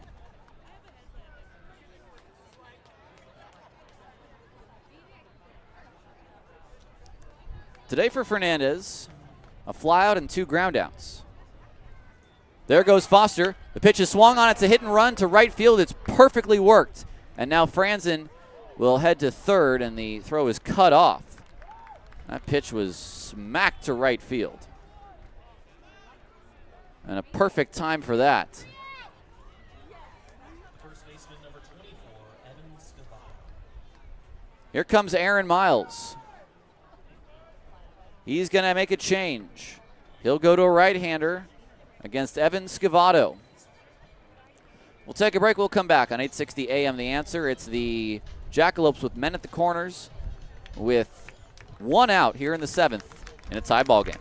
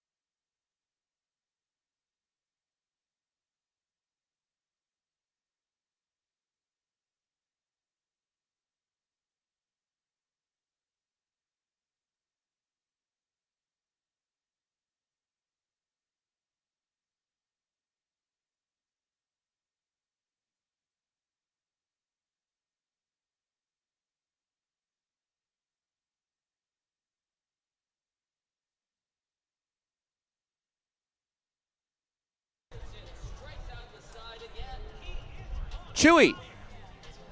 Connor Richardson on the mound, the right-hander to face Evan Scavano. The job for Connor Richardson here in the 7th, he inherits runners at the corners with one out. In a tie ball game, he is looking for a ground out against a guy who has 3 hits today. Ballers had a 4-0 lead. This game is now tied at 4. So we'll be up to Richardson and his off speed to try to induce a ground ball. Now, Frank Gonzalez is a crafty manager. This is not going to be a straightforward at bat with the 2 runners. Richardson's first pitch. Scavano hits a line drive, base hit left field, and this game is a 5-4 Jackalopes lead. 4 hits for Scavano today. The catcher number 9, Mason Minzy. That'll bring up Minzy. So that will go on the line of Caleb Franzen.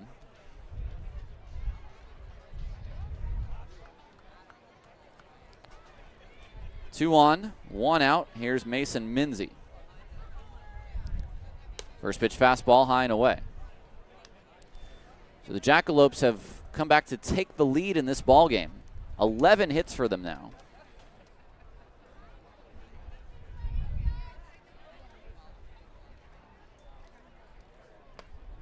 The next pitch is a called strike. 1-1.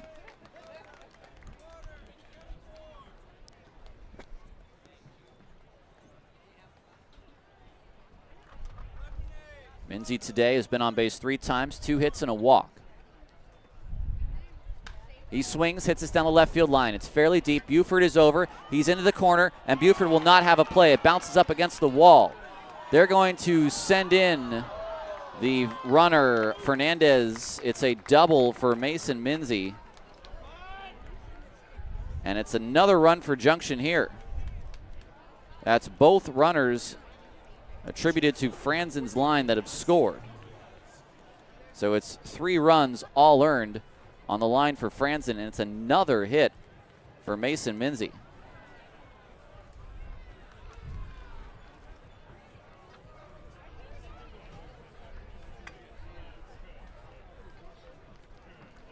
So that'll bring in Nunez. Infield comes in. First pitch, slider, called strike 1. It's 6-4 now.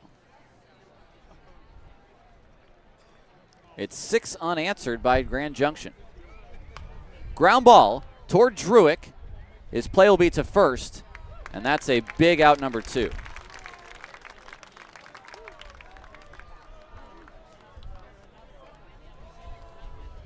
Now Pietrowski. Well, you can close the book on Franzen. It's 2 1/3. 3 hits, 3 runs all earned, a walk, and a strikeout.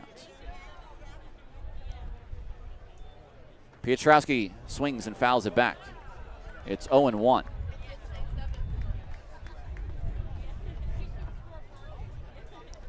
The Jackalopes have taken the lead for the first time in the ballgame, trying to get a split in the series today.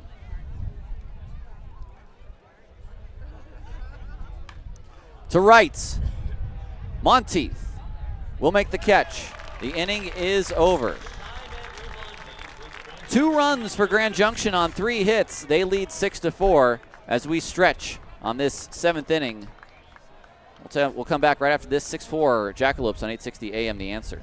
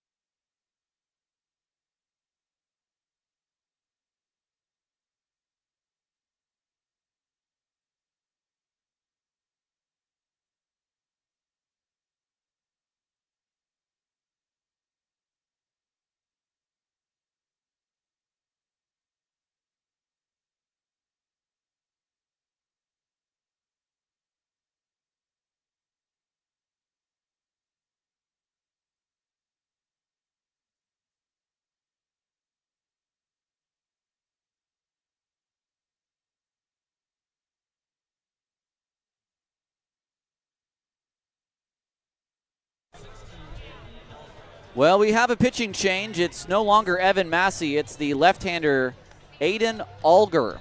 And if this is any indication on how the rest of this game is going to go, we will see Reese Miller. So the Ballers better get to Alger. Evan Massey, 6 innings, 7 hits, 4 runs, all were earned, 2 walks, and 4 strikeouts. Cobb, Monteith, and Druick, the first 3 hitters against Alger here in the 7th. It's a 6-4 ball game.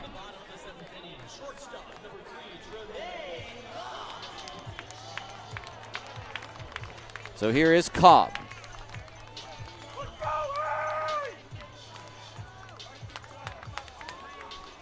A walk and a single for Cobb. He's also flied out. He scored 2 runs.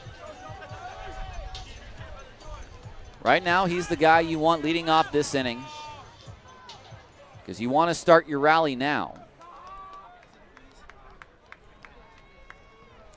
Alger's first pitch to Cobb. He takes a fastball right down the middle for strike 1.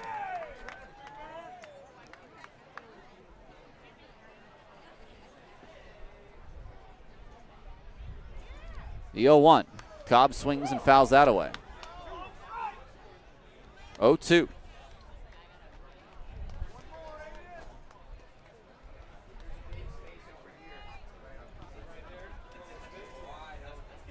Here comes the 0-2 on its way, and that is high.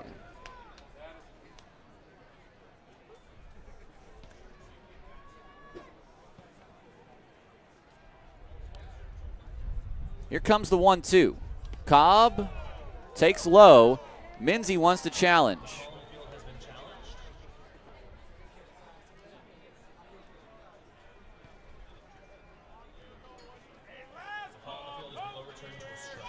Strike 3, overturned to a strike, and Cobb strikes out looking. Alger picks up his first strikeout. And that'll bring up Monteith.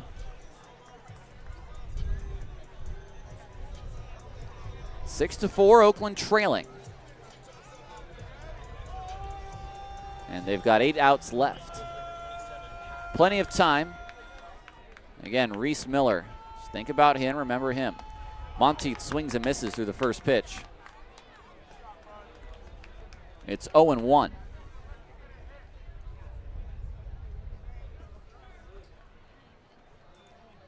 Alger's next pitch way outside. A bloop in the blast, that's really right now what the Ballers need. Or a walk in a blast. That'll also work. The 1-1. Fastball taken on the inside for a called strike 2.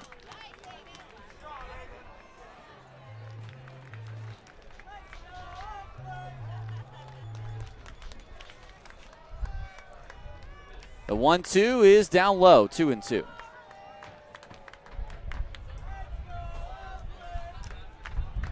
One away here in the bottom of the 7th.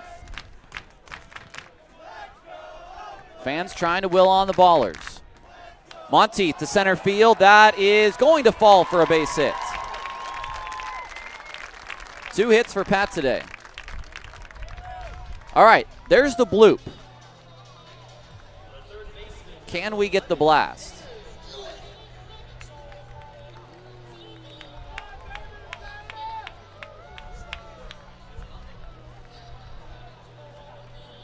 Well, Frank Gonzalez coming out. Is this just a chat right now to remind Alger of how they want to attack the powerful Davis Druick, who has 5 home runs in this series, or excuse me, in this short season so far, who had a 3-run double yesterday.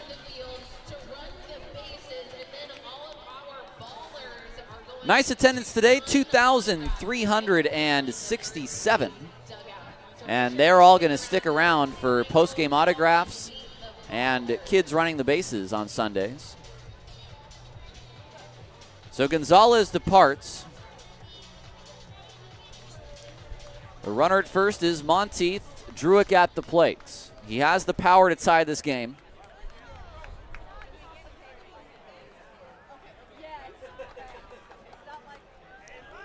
Here's the first pitch. Alger throws and Druick takes inside. It almost hit him. 1-0.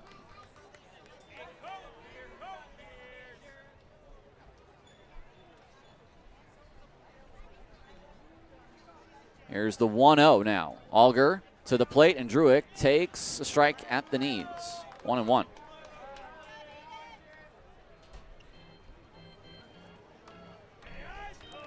One for 2 is Druick today with an RBI single. He's also walked. The next pitch is a line drive base hit to right field. Monteith is going to hit the bag at second, and the stop sign gets put on him as he will stay at second base. No need to test things right now. Back-to-back hits. And here's Cam Buford. Can Cam come through here? Yesterday, his first pro home run. To right center field. It came in the 8th, made it a 1-run ball game. He's 0 for 3 today. Alger's first pitch. Buford takes outside for ball 1. Ballers have used 1 challenge. They've got it correct, so they have all 3. Junction has 2 challenges left.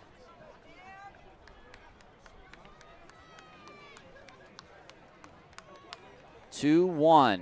Buford to center field. Center fielder moves back a few steps. He stops. He makes the catch.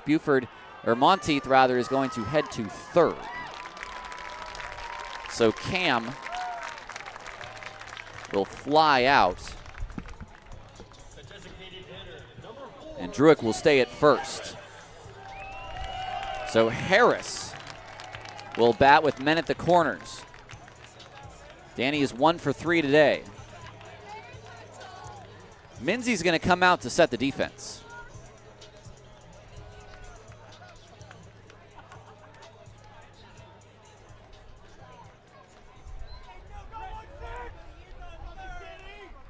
Some big runs out there for Oakland right now.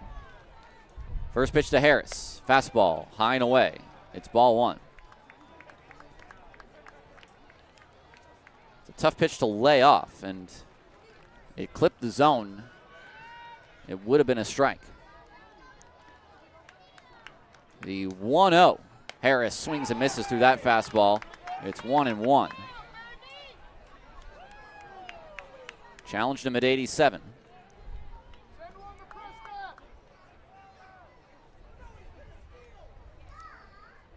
Alger's 1-1. Harris takes a strike on the outside. Harris doesn't complain. It was definitely off the plate. It's 1-2. Now he must protect. Here's the pitch. Harris takes high, 2-2. Fastball above the hands. 6-4, Grand Junction leads. There's 2 outs in the inning and runners at the corners.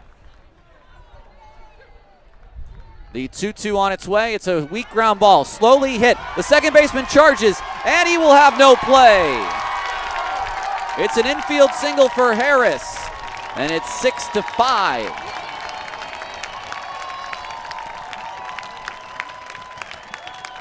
That'll work. Druitt goes to second. Christian Almanza, 2 on and 2 out. Ballers have a run back. It's their 10th hit. It will not be Almanza against Alger. For the 5th time this series, Ty Atkins is going to come into the ball game. We'll take a break. We'll come back on 860 AM, The Answer.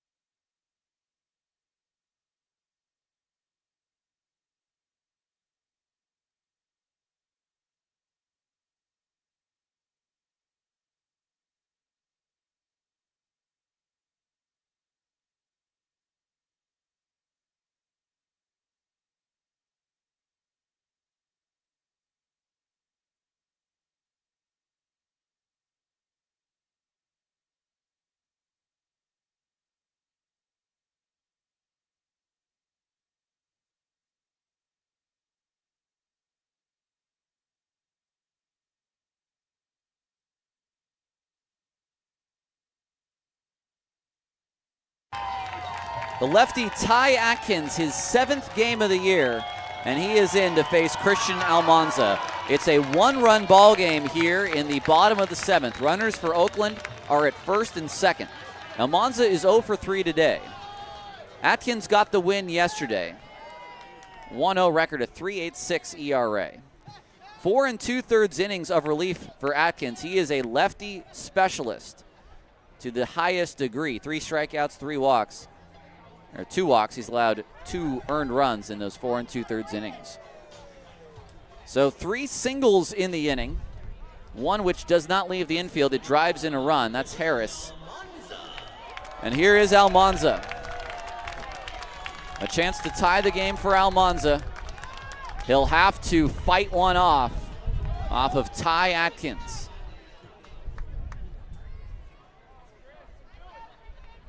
Defense playing back. And the first pitch from Atkins, here it comes. Slider way outside for ball 1. Atkins has some balls that start from behind Almanza. Maybe one here. The 1-0. Slider in the dirt, 2-0. On deck, Nick Lee. Or Nick Leahy. Really hit that H.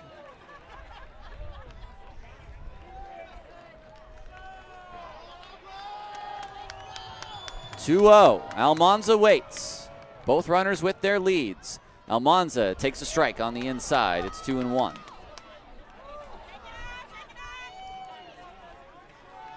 He is one of their main men. They want him to drive in runs. This is a big spot for him. The 2-1. Almanza swings, hits a ball. It is up the middle and through for a base hit. Scoring is Druitt, and this game is tied.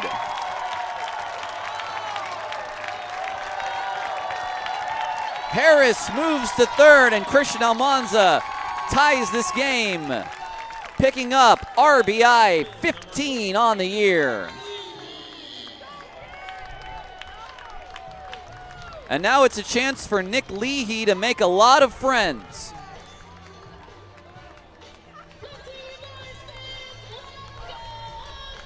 Leahy is 0 for 3 today.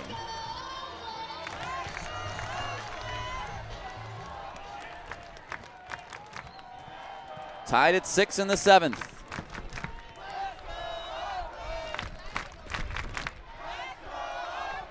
The first pitch to Leahy. He takes a strike right down the middle of the plate. Jackalope scored 2 in the 7th. Ballers scored 2 in the 7th, and they still bat.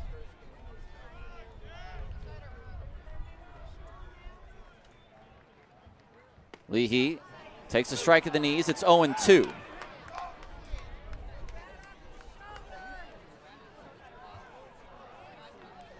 So now he'll have to protect.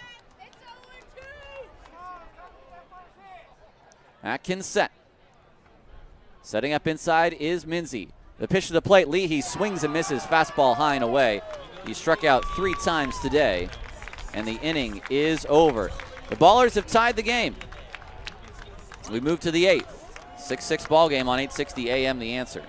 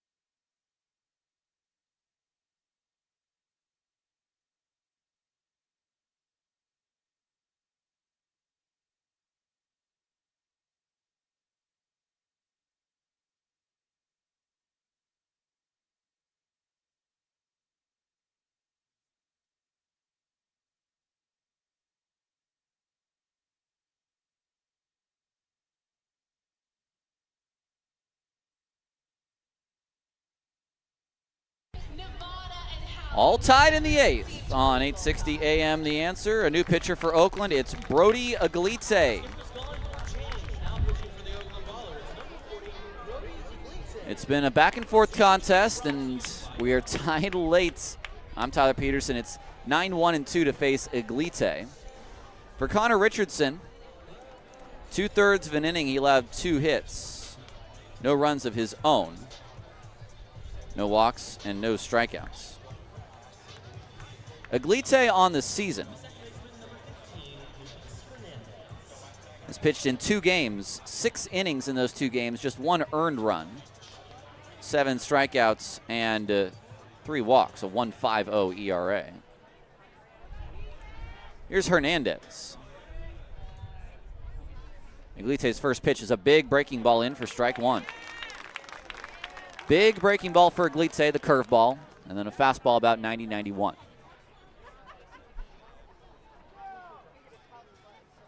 The pitch is swung on and fouled away. Another breaking ball, that time below the zone.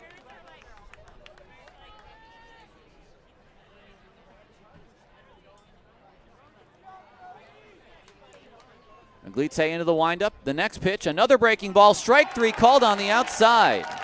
Hernandez wants to take a look at it. He's going to be disappointed.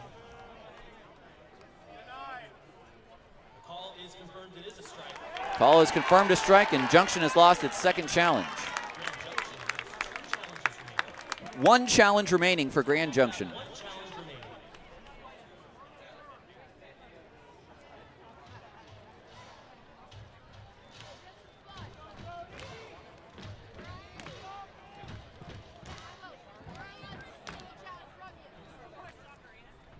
Here's the pitch on its way. That's high.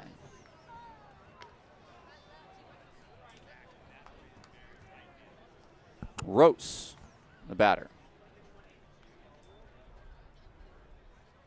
Breaking ball is low.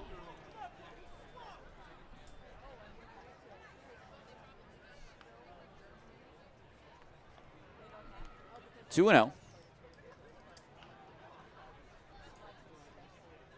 Rose fouls away. Oakland's lone challenge came from Tyler Lozano. It was a ball called originally that was overturned to a strike. That's the only challenge Oakland has had. No, it was overturned to a strike. There's a strike on the outside. 2-2.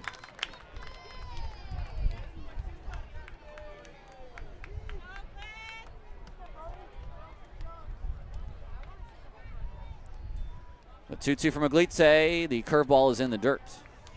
A 6-6 ball game in the 8th. 1 out.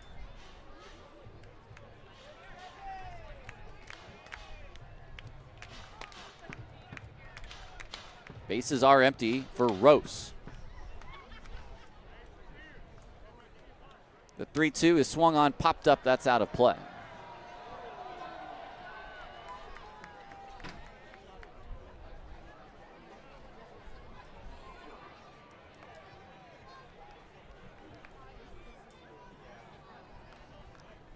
Three-two on its way. Aglite to the plate. Swung on, slow chopper toward Druick at third. He gloves. His throw is just in time. Nice play by Davis Druick, who has a strong arm. The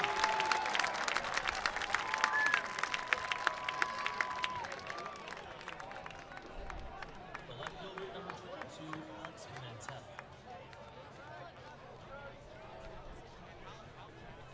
Pimentel. Pimentel now with 2 outs in the 8th.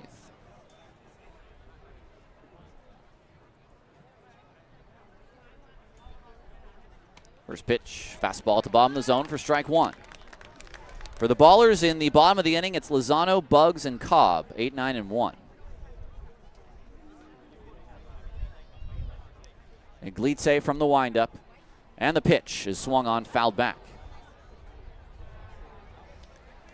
He's been so good as a member of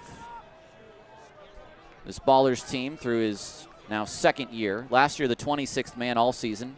Now one of the regular 25. The 0-2 pitch on its way is down low on the curveball. This year's 26th man is Isai Santos.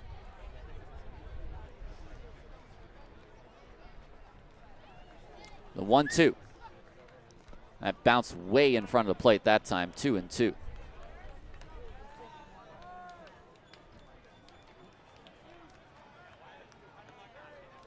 Six to 6, 2 outs in the top of the 8th. Aglite fires the next pitch in. It's a ground ball toward Druick again. Picks it up. He'll wait, he'll throw, and it is in time to get Pimentel. A 1-2-3-8 for Brody Aglite. We head to the bottom of the inning. We're all tied up at 6 on 860 AM The Answer.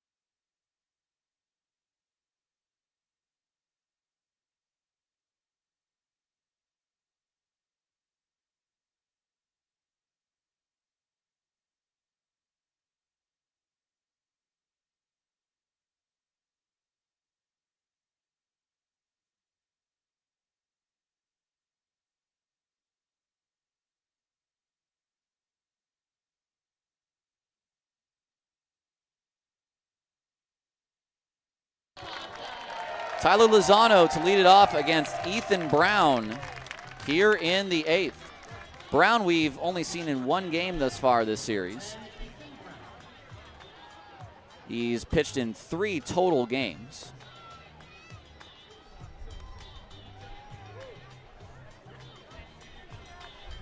No record, a 7.20 ERA, 5 innings, 3 strikeouts, 6 walks.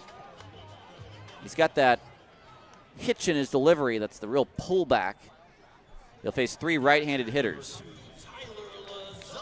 Ty Atkins goes a third of an inning, allows a hit, no runs, no walks, and a strikeout.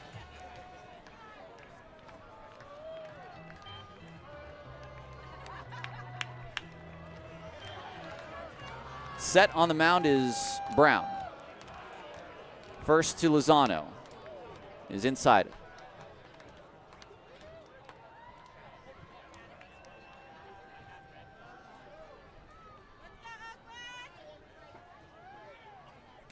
Brown set. 1-0 to Lozano. He swings and misses. A little over anxious that time for Tilo. Ball above the zone. He is 1 for 3 today. The one was an infield single. He's on a little infield single trend as of late. The 1-1. Way inside. Nearly got the arm. 2-1.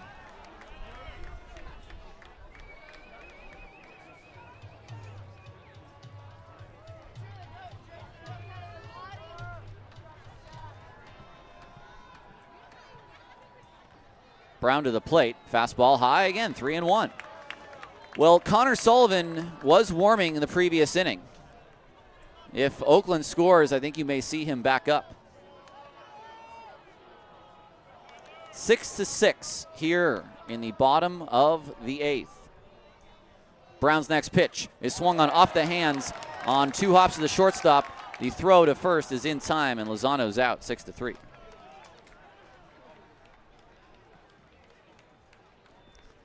That'll bring up Darryl Buggs. 2 hits for Bugsy today. Single in the second, a single in the fourth. He scored a run, and he's also stolen a base.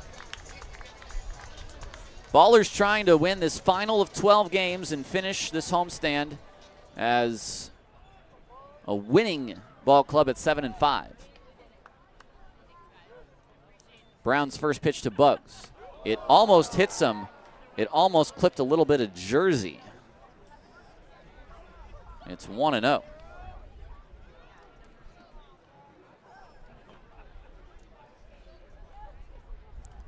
The 1-0 on its way. Buggs takes high, 2-0. Both these at-bats have started out the same, with the pitcher falling behind.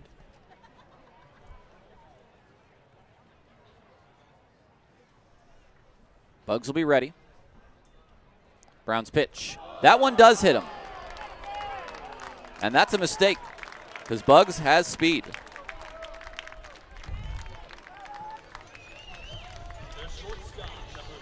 That'll bring up Trey Cobb.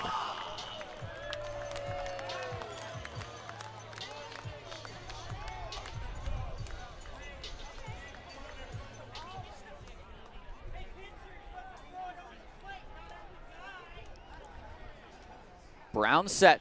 Buggs has his lead. The first pitch to Cobb is a fastball taken for strike 1 at the top of the zone.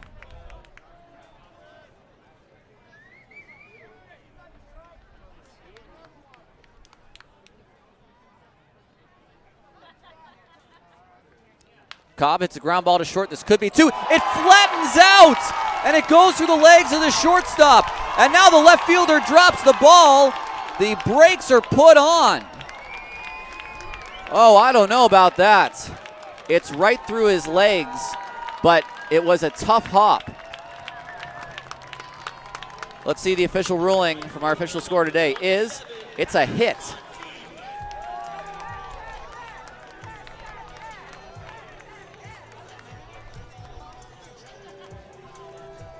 Runners at the corners with 1 out. And that'll bring up Pat Monteith.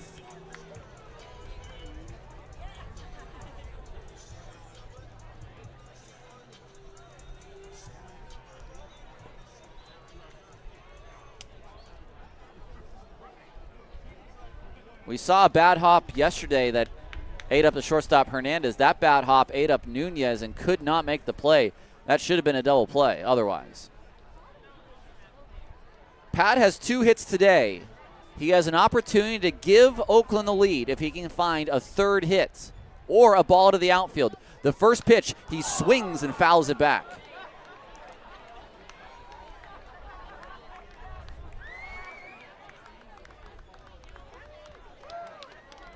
A 6-6 ball game. Would they send Tremaine Cobb from first to stay out of a potential double play? Here's the pitch. Monteith takes outside. It's 1-1. Connor Sullivan begins to warm in the Ballers bullpen.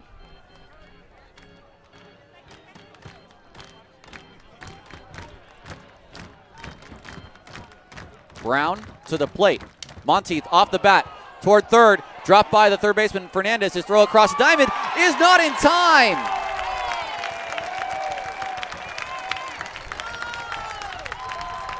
Everybody's safe. He dropped it at first and there was a high throw, but Monteith is able to beat it out. That's an in-betweener.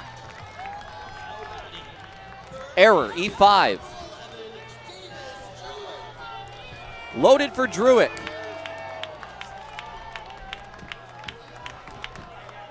Well,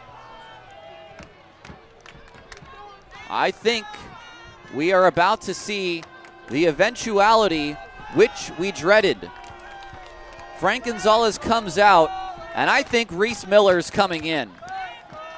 Loaded with one out in the bottom of the eighth. To the pen, the Jackalopes go. We'll come back on 860 AM The Answer.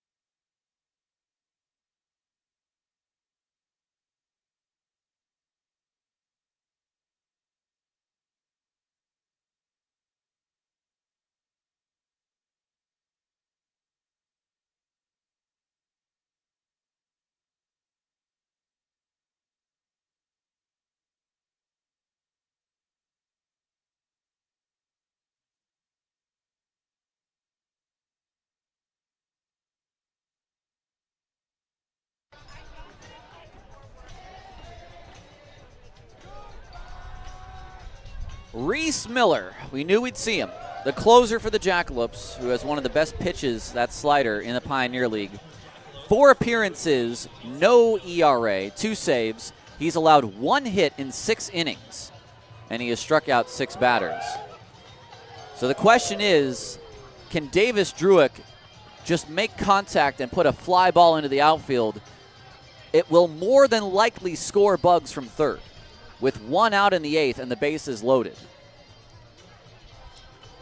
Druick and then Buford. I do, however, see Isai Santos on deck, who has grabbed the bat and may hit for Buford in that eventuality. So to the plate is Druick. 2 hits today. He's scored a run, and he's driven 1 in. And now, a matchup to decide this series. Bugs at third, Cobb at second, and Monteith at first. The first pitch, Miller to Druick, is swung on, down the line, foul.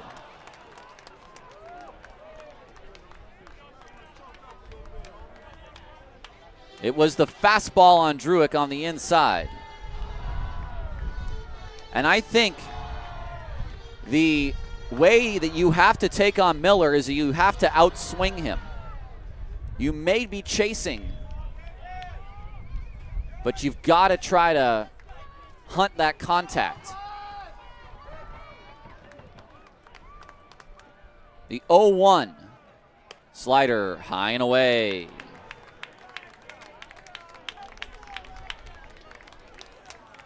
One and one the count. Can Davis Druick come up with another big hit? Yesterday, a 3-run double. Miller throws. Druick takes a strike on the outside. No, a ball, excuse me. The umpire never signaled. It's ball 2. 2-1. That was awfully close.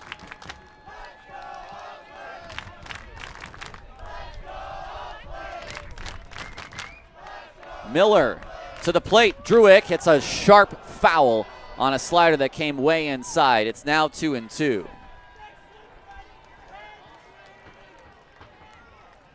That slider came in right on the hands of Druick. It still just barely clipped the zone.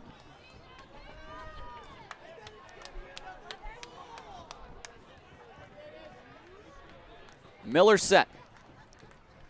The 2-2. Druick takes strike 3 called, and he's going to challenge.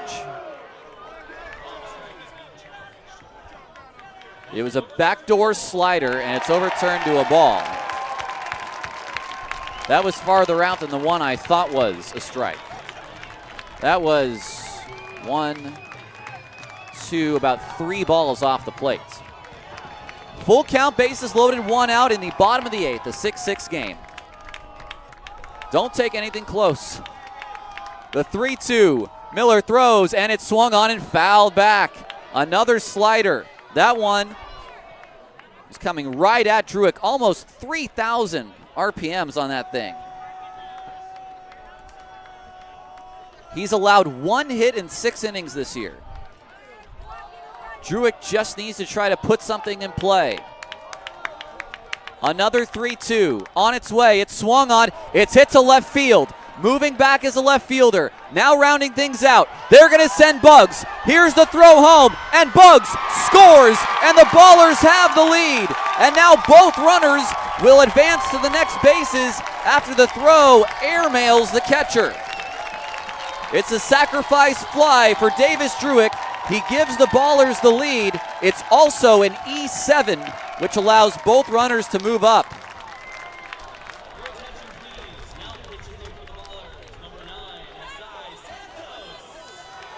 Santos now.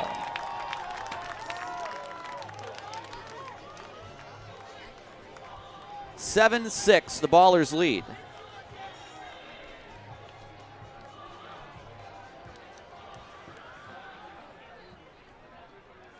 Pinch hitting. Oh, it's a ball 4. It's an intentional walk to Isai Santos.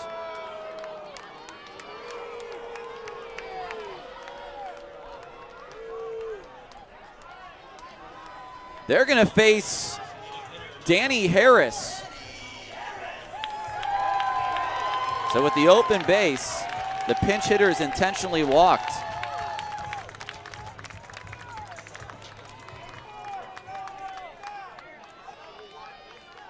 Harris has 2 hits today. Here's the first pitch. It's a slider in the dirt.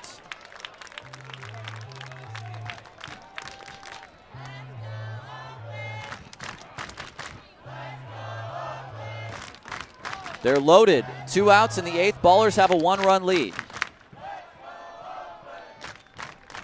The pitch. Harris, a ground ball up the middle. It's a base hit. This is going to bring in 1 run. The second run will also come in. Harris, his 3rd hit. And his 3rd RBI. It's 9-6.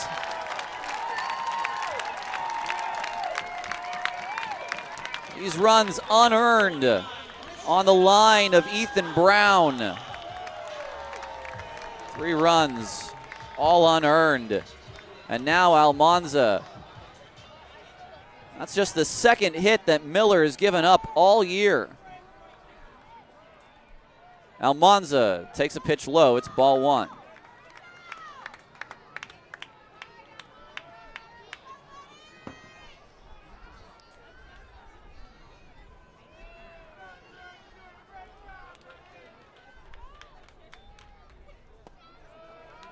Next pitch is low, 2-0.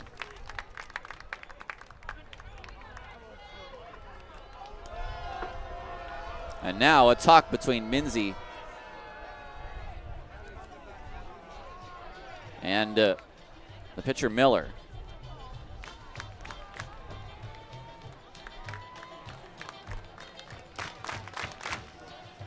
Ballers have taken a 9-6 lead.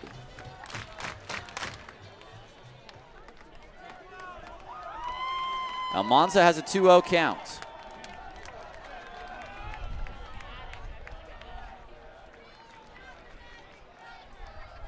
2-0. Almanza off the hands into the glove of the second baseman. Line drive. The inning is over. The Ballers scored 3 times. They've taken the lead. It's 9-6 as we head to the 9th on 860 AM, The Answer.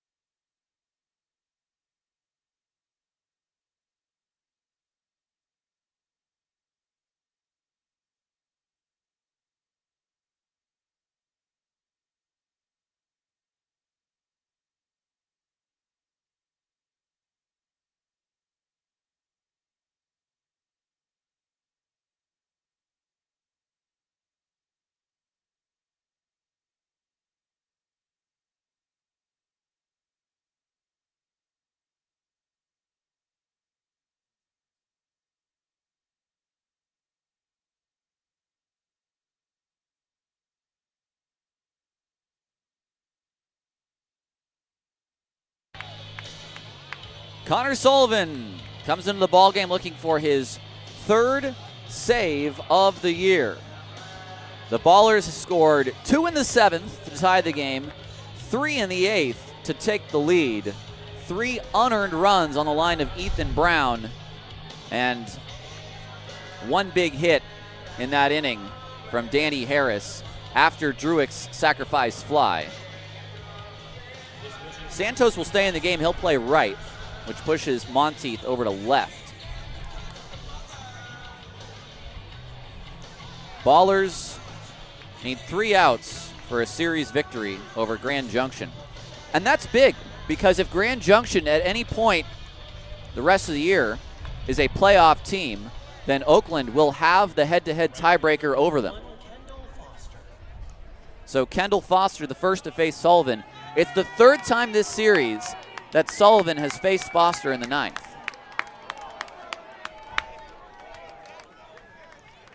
Sullivan's first pitch. From the windup, here it comes. Pitch is down low. It's 1-0.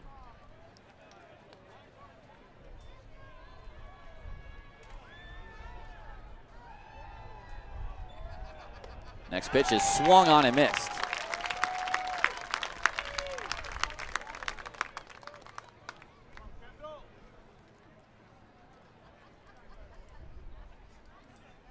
Connor's next pitch to the plate is a changeup low. 2 saves in the series. Looking for the 3rd. Popped up, but out of play. It's 2-2.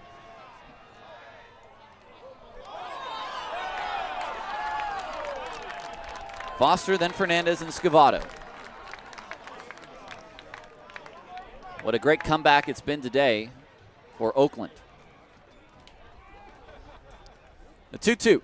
Breaking ball, a touch low. 3-2. Oakland still has all 3 challenges. But even Lozano knew that was below the zone. 3-2. Foster into the stands. It's 3-2 still after that foul ball.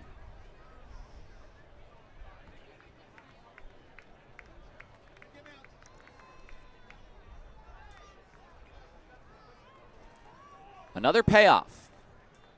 The 3-2 on the way is strike 3, called on the inside corner on the fastball, and Sullivan strikes out Foster.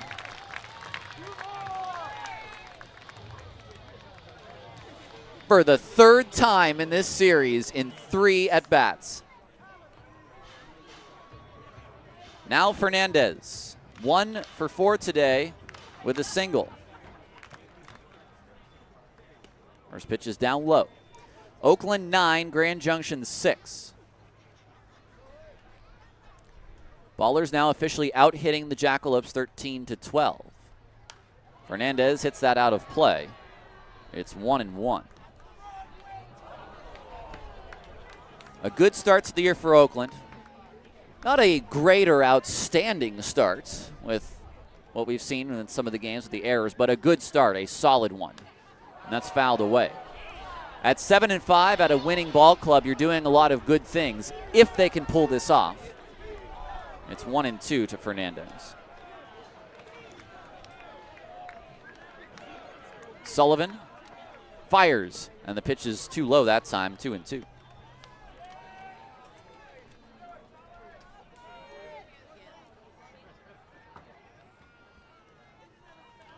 From the windup again.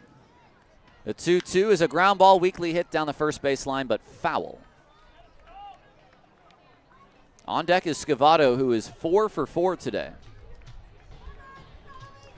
If Scavato is getting hot, then I'm glad he's getting hot at the final game of the series. So someone else can face him. 2-2. Popped up on the infield a mile high. This is drifting toward left field. Tremaine Cobb doing the pop-up dance, and he puts it away. It was a very light pop-up dance, but it was there. And now 2 outs.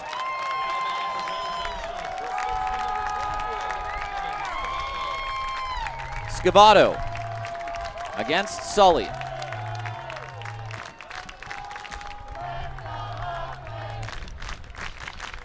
First pitch to Scavato. Slider, strike 1.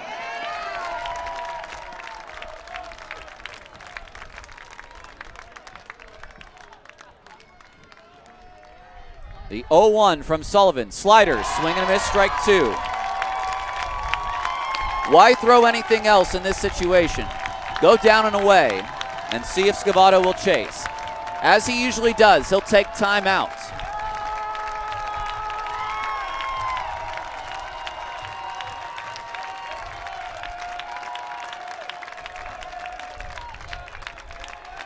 Sullivan set. The windup. The pitch.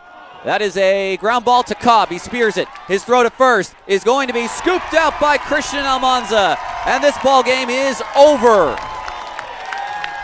A 3-up, 3-down ninth. 9-6. Your final. Oakland takes the series from Grand Junction. And a great comeback victory today for the Oakland Ballers. We're going to wait now as Aubrey Tolliver is going to grab our player of the game. A lot to choose from today, I suppose. We'll see who ends up down there with Aubrey, but good pitching, good defense. Ballers did not allow an error today. 3 out of the last 4 games, they have not allowed an error. I see Connor Sullivan, and I also see Danny Harris. So stand by. We are about to send it down to the field. Aubrey Tolliver with Connor Sullivan and Danny Harris. Thanks, Tyler. I am here with Connor Sullivan and Danny Davis. Danny Harris. I was thinking of Davis Druitt. That's what I was thinking. Harris. Anyways, amazing hit. You had that pitcher decided to not face you, to walk the pitcher or the batter in front of you. You come out and you do your thing. When you're walking up into the at-bat, what are you thinking of? Nothing, man. I'm just smiling and happy that they put me in a position to be able to succeed. What did you see? I think that was your first pitch, no? Nah, that was the second pitch. Yeah. I don't know what it was. Yeah. You have no idea. It's all a blur now. And to put your team in a position to win like that, what does it mean in front of these amazing fans? Shout out to the fans for showing up for us every day. And, I mean, it's awesome. The boys did great today. Everybody. And up next, we're talking to Sully. Sully, that was your 3rd save this series. To be in a position to be able to get 3 outs, to get a win, what are you seeing from your boys at the plate and just during this game to make sure that you're in a position to win this for them? Just staying competitive. I think the defense, they're just trying to get them the ball and succeed and give Scrappy a little birthday present. This was an amazing birthday present for Scrappy and a series win. You guys are now going to head to the road. What are you guys taking away from these 12 games that were money that you're hoping that's going to translate into the next road series? Yes, and in the series with a win, trying to carry that momentum to next week, so pick up where we left off. Absolutely.